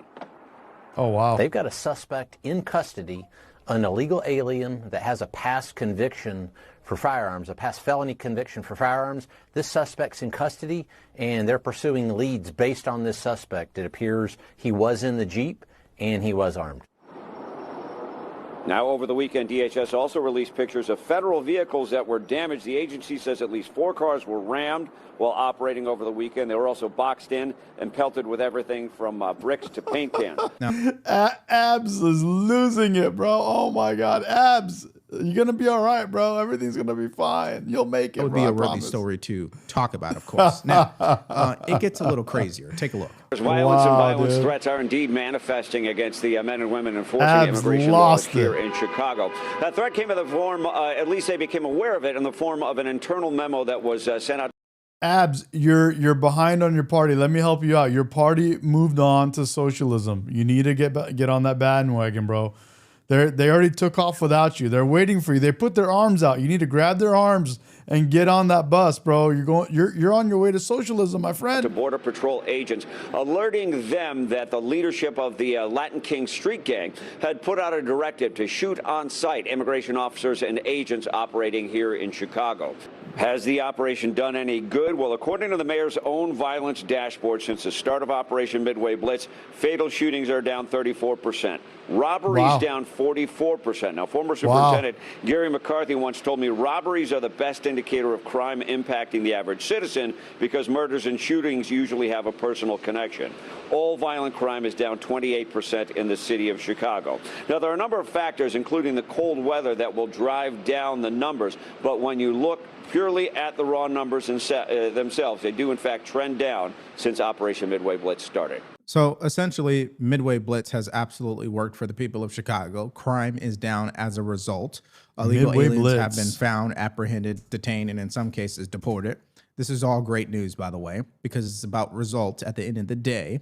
And the people who've been negatively impacted by illegal immigration, they're not the ones protesting or complaining, by the way, okay? Now, secondly, which I find to be interesting, because the response to the Crime is down due to Midway Blitz, due to the ICE operation. It's way down. It's that amount that I didn't know it's that far down. Those are big numbers, guys. Wow. these results is that the mayor, Brandon Johnson, is crying to the United Nations and wanting them to come to the United States of America to witness what he calls an attack on his neighborhood, and an attack on basic human rights. Hear it for yourself. Now, you've asked the United Nations Human Rights Council to scrutinize ICE's actions in your city, requesting that These two guys claiming to be helping the people that they are leading, apparently in their communities, are doing more harm to them, and they're only out there for themselves. They're doing more harm to the very people that they claim to be helping. And it's a sad story, bro, but they're getting exposed. The deeper they go and the more they push against what's right, the more they expose themselves. the council hold a special session Race hustlers, bro, on exactly. what you've called a worsening human rights crisis in the U.S. under President Trump. Your request followed a federal judge issuing an injunction. People like Dan don't understand what they're asking for when they ask for the government to manage things like healthcare and the DMV and the mail system. And anything the government manages is complete garbage in relation to how it would be run in the private sector. Again, do we have to remind you, it took someone like Elon Musk to go save our astronauts. Injunction last week that limits ICE's use of force in Chicago under Border Patrol Commander Greg Bovino. What do you hope to accomplish by bringing the world? Exactly. They want literally government to be their daddy. Beta. Total beta, Lex. Beta male. Beta male. Beta male. That's right. Attention to what's happening. They literally needed Elon Musk to go save the astronauts, and they played political games with those astronauts' lives. They made them wait 8 months longer than they had to wait, only because they didn't want President Trump and Elon Musk to get that W for bringing the astronauts home. What a joke. Happening in your city, Mr. Mayor. Exactly, pal. We don't deserve him, bro. But hey, that's who you want to be running shit, not the government. Well, look, the city of Chicago has longed for universal human rights to be applied locally. And, either our human... Yeah, the guy is light brown now, bro. He literally has so much makeup on. He's trying to do the Michael Jackson without the surgery. Human rights are universal or they're meaningless. What we have seen is a great deal of terror that has been executed across our city. It has had profound impact on our day-to-day. Exactly, we Brandy literally had and Pat, a preschool teacher ripped out of her workplace and detained. Let's pause right here. We know she was not working. We know that she was not teaching. We know that she was not pulled out of her classroom. She was being pulled over, decided to park in the parking lot of the school and run inside of that. Quest is wrong. That is a lie. It won't make things more expensive. It'll make things less expensive overall, over time. Yes, it will. Knowing she was about to be detained, meaning she was fleeing the scene, okay? That's why they went in there and they grabbed her. And this was before school started, by the way. But hey, Brandon Johnson can't help himself. He's got to lie because that's the only way to talk about this. That sauce is right. That sauce is right, man. The guy is not running his city correctly. On his side of things, he can't say anything that gives the president any type of credit whatsoever. We've seen individuals with documents and as well as those without documents detained by these Border Patrol and these ICE agents, indiscriminate the releasing of tear gas against the people in our city. The people in your city, call it for what they are. People that are throwing rocks, trying to hit people, trying to hit officers in the head. They're actually literally going after them physically with violence. Call it for what it is. We've had... You do better if you call out the idiocy and the lunacy and the violence and the crazy shit that's happening. Again, we need to keep each other accountable, not do this bullshit that you're doing. Black Hawk helicopters swarm over the apartments and homes of families on the south side of Chicago, where you've seen black families put in one van and detained, and ostensibly undocumented families placed in another van. Dottie's asking, where's the violence? What do you mean, where's the violence? What does that mean? And while at the same time, the president is withholding food from the people in this city. I spoke with a seniors on Friday, where they're barely receiving $10 to $12 on their SNAP cards. And Dan, you have no idea what capitalism is and what private businesses would do for the country. You have no idea. You're talking complete nonsense. It's making it almost impossible for them to survive. And so... Okay, let's just stop here. Listen, what makes it hard for people to survive in the city of Chicago is, I showed you the numbers at the beginning of this video. Most of the services from the government, from the federal level and the state level, Thank you, wake up. To who? It's going to illegal aliens and legal immigrants. Now, you would think that these services should be reserved only for American citizens. But hey, what do I know? I'm not from Chicago, and if you are, you let me know in the comment section. But why don't we go to Tom Holman, because he responded to this nonsense as well. Take a look. He just proved he's not that smart, right? I mean, I'm not your guy, friend. I'm not your friend, buddy. asking the United Nations. I'm not your buddy, guy. Asking the United Nations to interfere with ICE enforcing U.S. law. It's like asking an arsonist how to stop a fire, because the UN, remember, the IOM, the part of the UN, helped fund the mass migration during the Biden administration 4 years, spending millions upon millions of dollars helping that migration, international migration, come to the United States. So, the United Nations is not going to tell President Trump what to do. President Trump was put in office on the promise of making this country safe again, on the promise of having the historic deportation operation. That's exactly what America is getting. Every criminal alien ICE and Border Patrol takes off the street makes this country safer. We have the most secure... So you're gay? I didn't know you were gay. How did you become gay? What the? It's the nation right now because of leadership of President Trump, the men and women of the Border Patrol, and because ICE. What ICE is doing in the interior every day, they've sent a message across the globe. Don't spend your life savings, cross the border illegally, think you're going to get away in the United States. Because of what ICE is doing, people aren't spending their life savings, putting themselves in harm's way. Thousands of people aren't dying making that journey. Thousands of Americans aren't dying from fentanyl because of that secure border. But the actions of the interior, the ICE and Border Patrol, has a lot to do why we have the most secure border in the history of this nation today. And you're doing such a great job, Tom. Kevin Cork here. Now, just my own personal opinion here. I believe we should be strict, because I think in the end, we'll be better for it. I think when we start to compromise our standards and lower them, we get in trouble. I think we're more likely to get in trouble as a country when we relax our standards. We're more suited to be successful if we raise our standards. It goes back. Yep, I agree. I agree. Yep.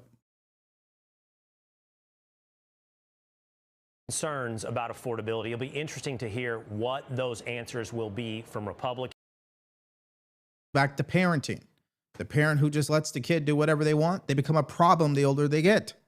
The parent who starts at a very young age, they become like Dan. Age disciplining their child, they're not going to be a problem in the end. Now, can you still have a problem at the end of the day, regardless of the parenting? Yes, but generalities here says that discipline is the key to success. That is what I'm not your pal, guy. What was lacking on the border. That's what's lacking in our immigration system. If Democrats want to cry about it all, why didn't you change the law when you had a supermajority? That's the fascinating part about all of this. But let's hear from you guys in the comment section below. Hello, everyone. I'm Dana Perino, along with Kellyanne Conway, Jessica Tarlov, Joy Jones, and Greg Gutfeld. It's 5 o'clock in New York City, and this is The 5.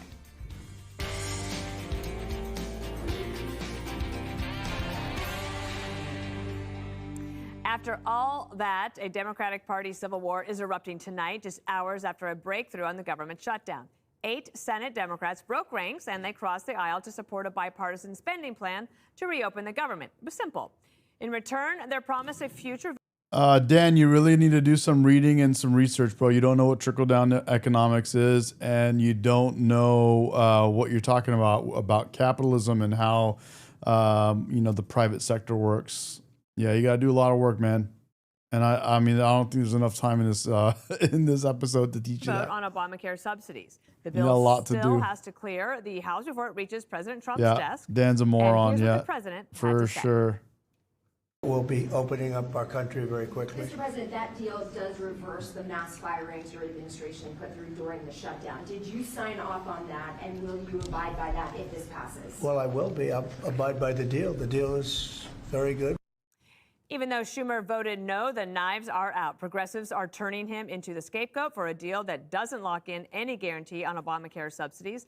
Lawmakers like Seth Moulton and Ro Khanna are calling for Schumer to be replaced. Others airing out their grievances with the bipartisan deal. Oh, I think this whole thing stinks. And I think most members of the House caucus on the Democratic side are absolutely outraged. We'll continue that fight today, tomorrow, this week, next week, this month, next month, this year, next year. What this Senate is about to do is make a horrific situation even worse. There's no way to defend this. None yet. I don't think they're at each other's throats. I think some of them may be mad at each other, but I think they made some agreements within their own party.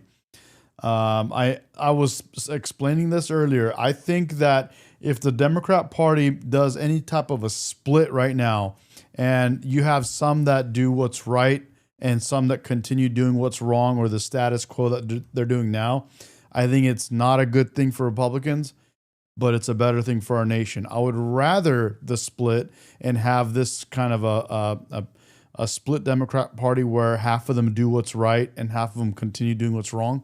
I'd rather that because it's better for our country, but it'll hurt Republicans' chances of winning elections going forward. Right now, we have Democrats doing what they've been doing. They've doubled down on all their talking points since the last election, and they haven't changed their tune one bit. That's why their ratings and everything suck. They did recently win in recent elections, but those were not surprises to anyone. Those were heavily blue districts, and they turned blue and they stayed blue. They didn't turn blue. They stayed blue. That's not a surprise. That was expected. But the Democrats' ratings are horrible, and because they keep doing the same thing.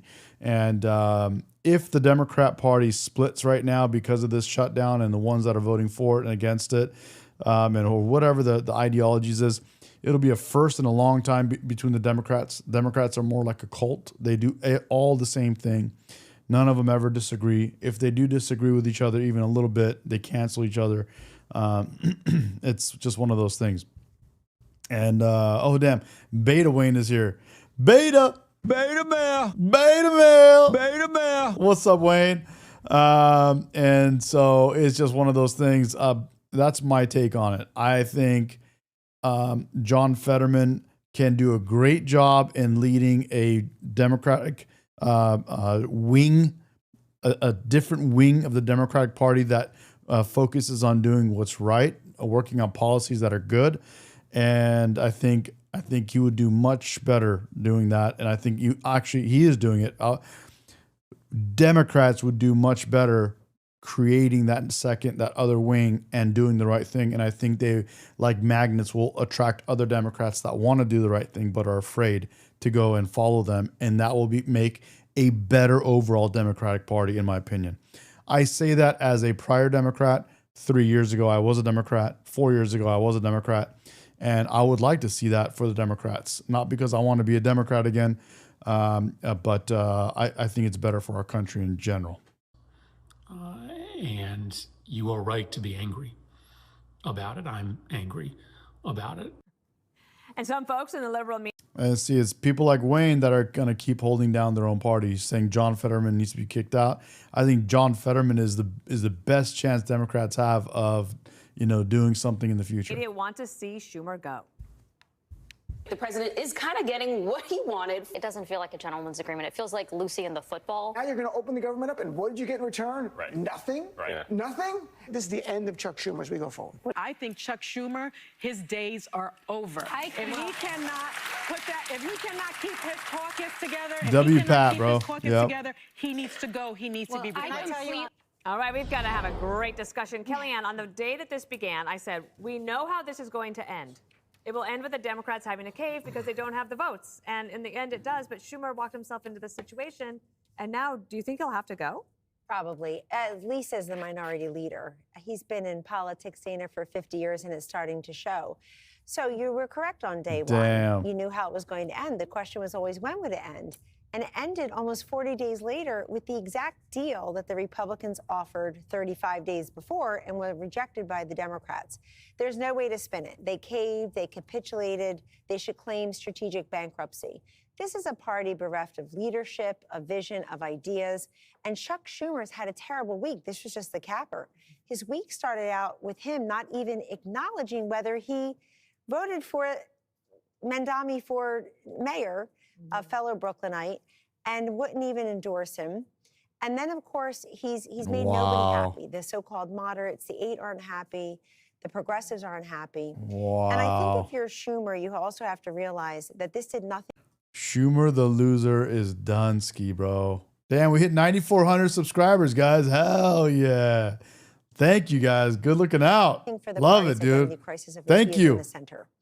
Because if the entire strategy is get Trump, Schumer the loser is done, he just bro. got you. He played you completely. Dana, what I don't understand is the Democrats wanted to die on this hill. It's always the hill for illegal immigrants. First, you lied that the border was secure, and you let in millions and millions and millions of them. They got all kinds of benefits the rest of us can't get.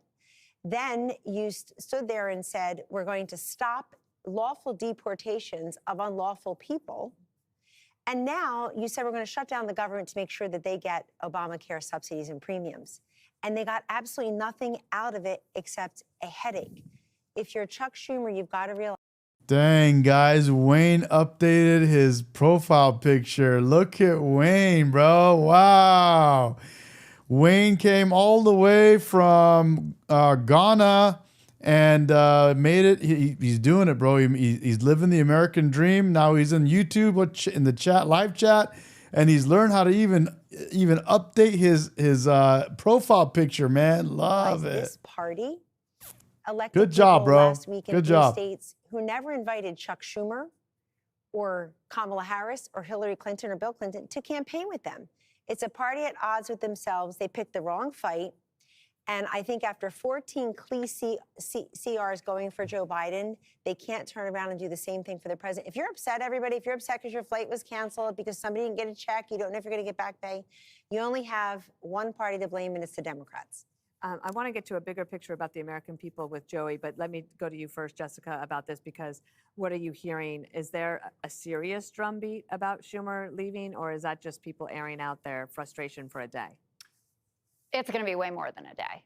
So you remember what it was like after he voted to keep the government open back in March, and people thought, okay, well, let's kind of see how this goes. And it did feel actually surrounding this issue in particular that the caucus was feeling decent about his leadership. Yes, he was not the #1 surrogate out there on the campaign trail, but Democrats were coming off of a very good electoral week. So the big tent was in, full regalia. I was at a liberal conference on Friday, and people were pretty high on the idea that we were winning races, yes, in some blue states, but also in Mississippi and in Georgia. And that, frankly, we were united around the fact that Democrats are the party that cares about people's health care. And that's what this fight was about. And I think the thing that's... Solarman Tint is in the chat. What's up, Solarman? What does that mean? He is way off on me? What does that mean? Things the most is that not only the 8 senators who voted for this, but the reporting shows that there are a few more behind the scenes, apparently, that were telling them, please do this for us. We're more vulnerable than you are. Right. And that they didn't think that we were mature enough to hear that argument out loud, for them to come to us and say, these are the reasons we think we should take this deal. And maybe we should have taken it 3 weeks ago even, but right now I am hearing from constituents that are hungry. I'm hearing from constituents that cannot get to see their families. I am hearing from furloughed employees. So let's hold Senator Thune to his word. And apparently he and Dick Durbin had a conversation before Durbin, push this forward, where Thune said, I assure you I will bring this vote in December. That doesn't guarantee Mike Johnson is going to do it, though. But I understand the celebrating.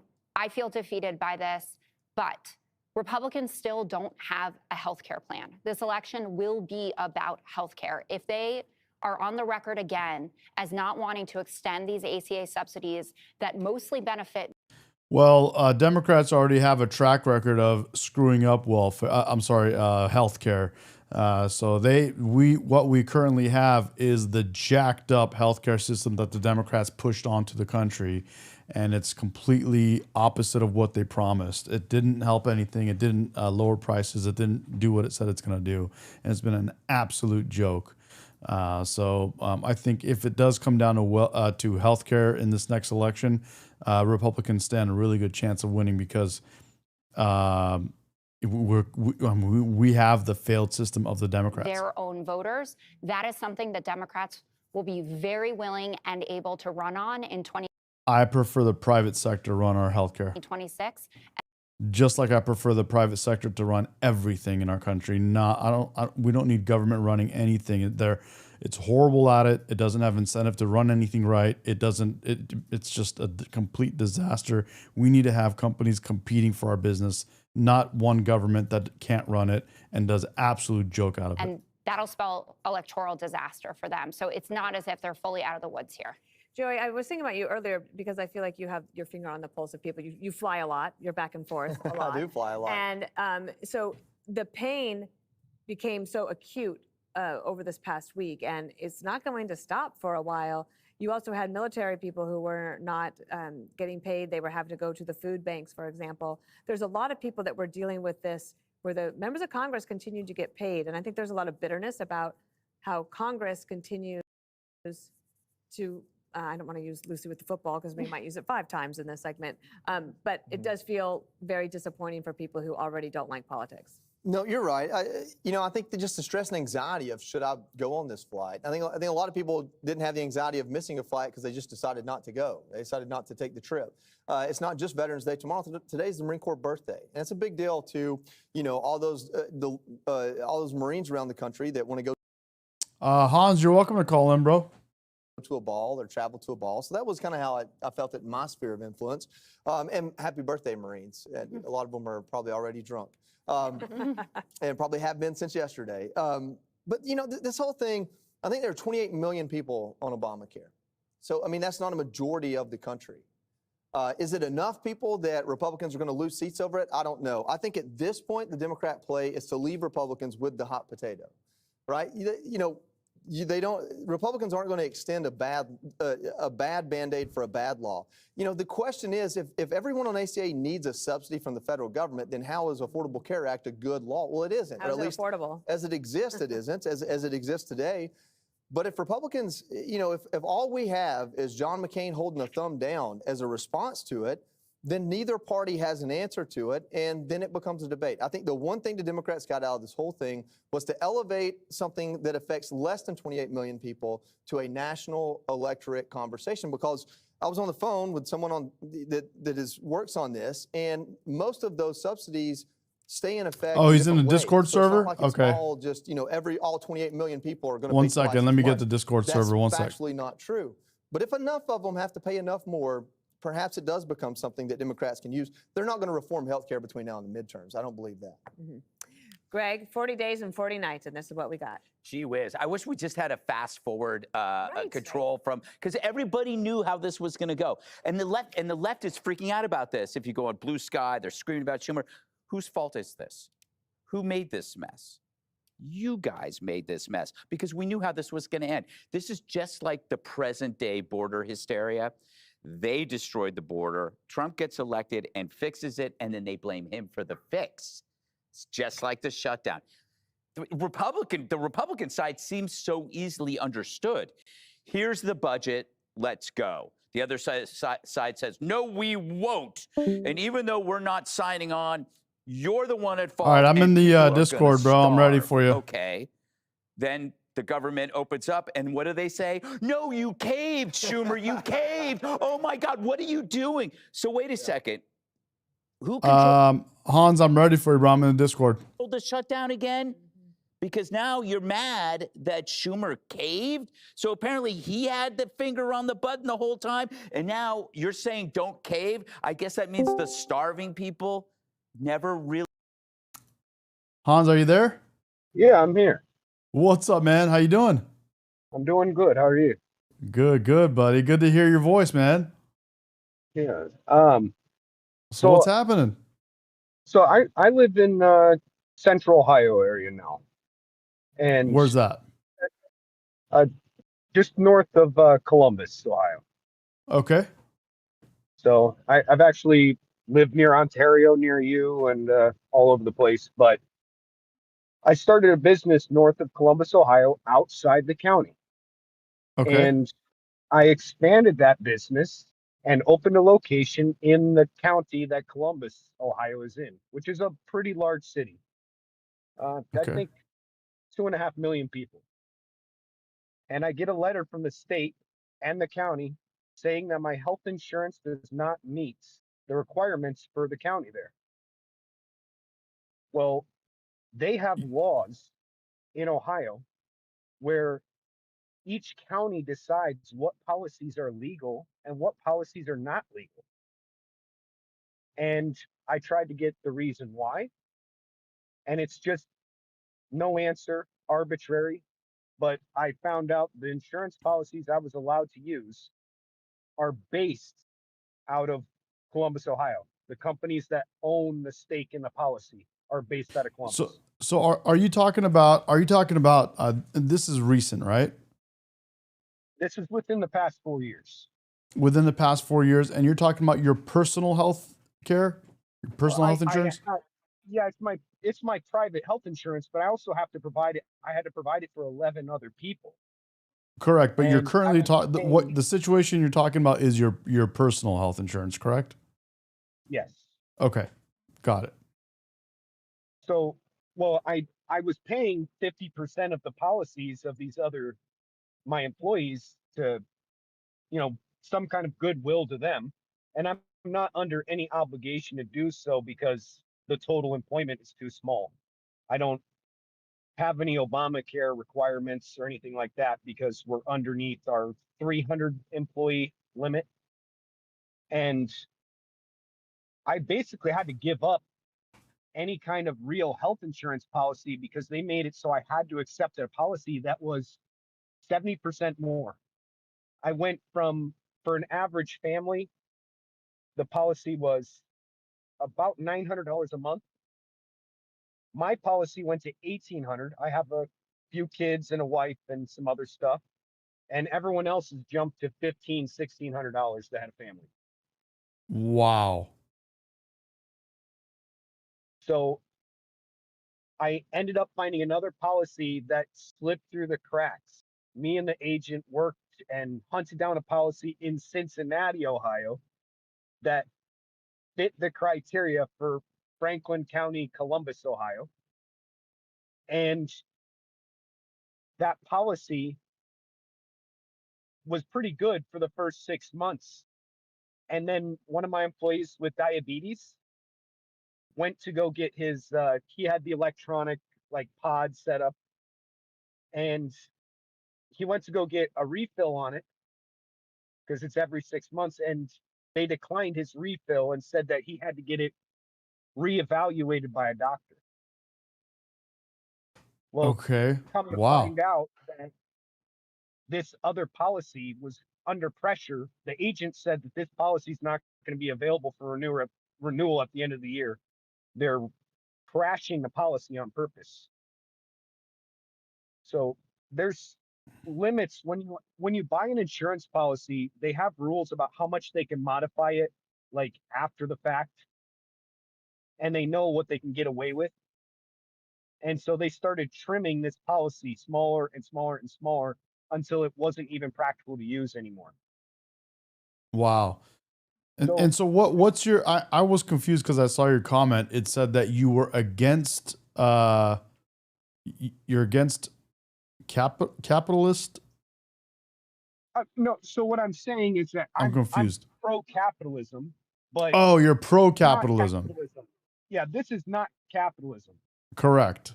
Okay, I was confused. I'm like, man, it didn't make sense to me. Okay, so I got you now. So, When I see politicians talking about it, they're not addressing this issue. And back in George Bush, I remember George Bush discussing this issue where health insurance couldn't be sold across state lines. And I didn't know it was so serious that it was county. Like that's incredible. And county it lines. became I didn't know that. Well, and it was a big deal because I moved my location a mile down the road. Wow. And I lost half my employees. And it made my life difficult. My wife had cancer, been through a lot of health things, and now I just live without health insurance. Wow, man. So you just pay the cost of whatever you got to do. And for the most part, that's the only option I've got at this point.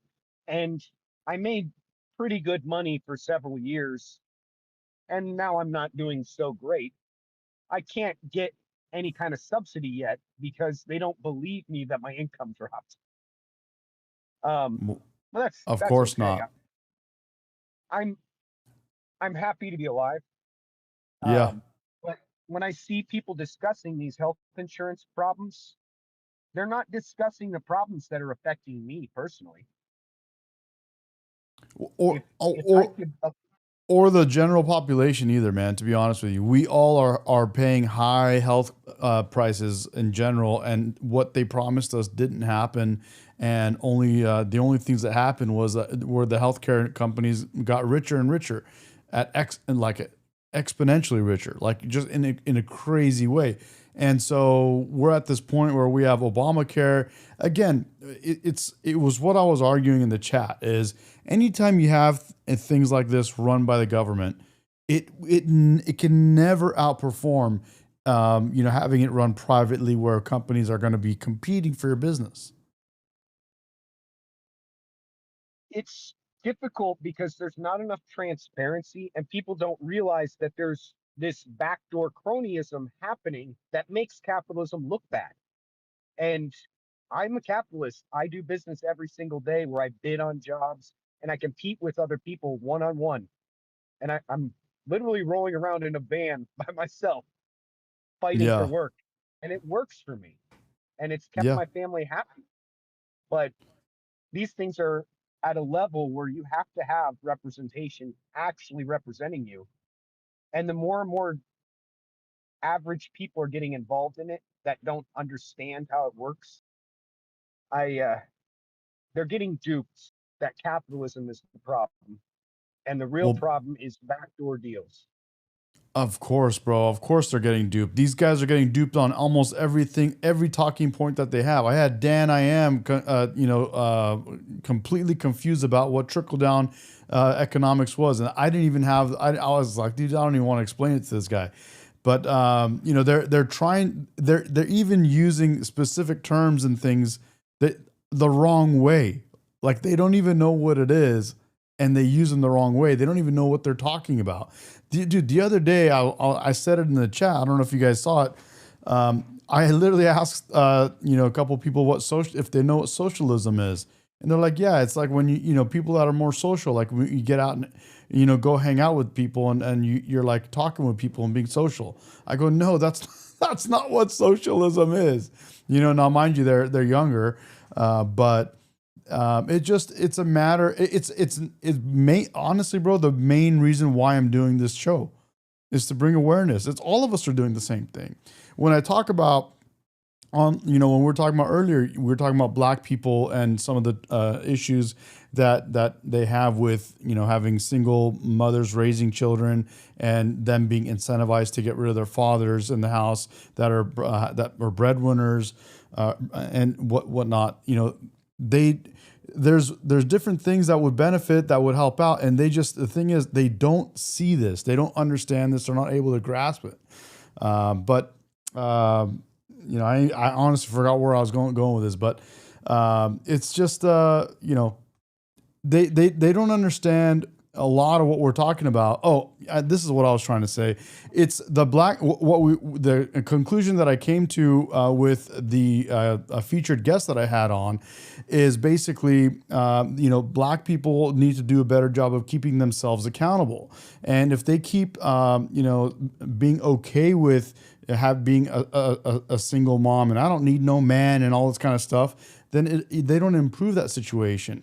Now, if they keep each other accountable, they can improve it. And that's why we're seeing a lot of, you know, cases, a lot more nowadays. You see a lot more black people going online, doing podcasting like I'm doing, bringing awareness to their own problems in their own neighborhoods and with their own, you know, their own people. You know what I'm saying? So I think that's a big thing. I think we need to bring awareness to it. I think we need to help people understand what these things are, what socialism is. I don't think awareness is necessarily far enough. We have accountability is the step beyond awareness. Where black people in their community need to shame each other a little bit, and it has to be within their community. And like in my family, if you brought up socialism or communism at the dinner table, my grandpa would probably harm you. Like, it was a serious thing. You know, my family slowly immigrated from Germany, some before World War II and some after, and some up until my childhood. And it was such a big deal to them to be free. You know, they fought on the Allied side in World War II.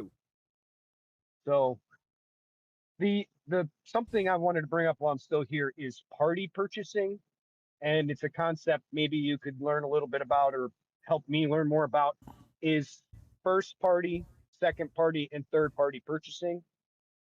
And you need to be aware when you have your own capital and buy something, that's first party purchasing. You decide the quality, you decide if it's something you want, and you make that decision. But when the government starts to get involved and control the market through socialism, you end up with a little bit of second party purchasing, which some of it is necessary. They take, you know, money and spend it for you. And You're exactly right, and you're touching on something, and I'll explain it as soon as you're done. And then third party purchasing is they're taking your money away and buying something for someone else. So they don't even care if the person's getting what they want or what the quality is or the value. And the more complex government gets, like owning the means of production in socialism, or basically no ownership like communism, you get to the point where nobody gets to vote anymore. We're a democracy through capitalism, and we're a republic through our government. So that's my point. I actually have to get back to work. Okay, you make a really good. Are you gonna get off the phone? Yeah, I'm gonna have to get off the phone. I got to lay underneath a piece of equipment here. Go ahead, buddy. I'll just chat while you're off the phone. Okay, cool. Thank you, man. Appreciate you. Thank you, dude. Okay, bye. All right, guys, let me disconnect from Discord. There we go. All right, so he's talking about first-party purchasing, which is you buying stuff and making decisions with your money that you've made and you've earned. Second-party purchasing is when the government, spends, does things with other people's money or your money or whatever. Third-party purchasing is when the government uses your money to do things for other people, is what he was explaining. Now, one thing that I was reading recently with Thomas Sowell is, it's not a phenomenon. It's this thing of, when you have government bureaucrats, when you have, like, for example, these different political leaders out there, they are making decisions with other people's money, and it's never going to be as good as the people themselves making decisions with their own money, which is exactly what Hans was just talking about. And that's the problem with having the government and socialism run our country or run our different types of pieces of our lives. That's why the United States Postal Service was going to go bankrupt a whole bunch of times, had to be bailed out and all this kind of stuff, and complete disaster. Same thing with DMV, always has been a complete disaster. And anything else you want to name, we could go on and on and on. But the big thing is bunch of people getting together and deciding how to spend your money, or something that does not affect them. They don't do a good job when it comes to that. They won't spend your money as good as you will spend your money. And that's why capitalism is so strong. Guys, with that, I'm going to call it a night. It's 8 p.m. in Southern California. Thanks, guys, for coming on. That was a good talk. We had a good time. And, I appreciate you guys. Thank you for supporting me. Thank you for chatting. We had a lot of ups and downs in the chat tonight. A lot of people that are lost, and we'll get around to explaining some things. We'll talk about capitalism and communism and socialism and all that kind of stuff. But the big thing is, whenever other people are spending whenever anybody is spending somebody else's money or making decisions that are for other people that don't affect them, they don't ever make the best decisions for those people. And it's way better if you let people make decisions for themselves. And that's why conservatives prefer smaller government.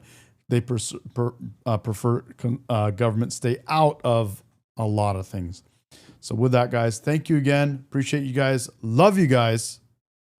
I'll be back on tomorrow morning. Feel free to join us on Discord. See you guys. Good night. Bye.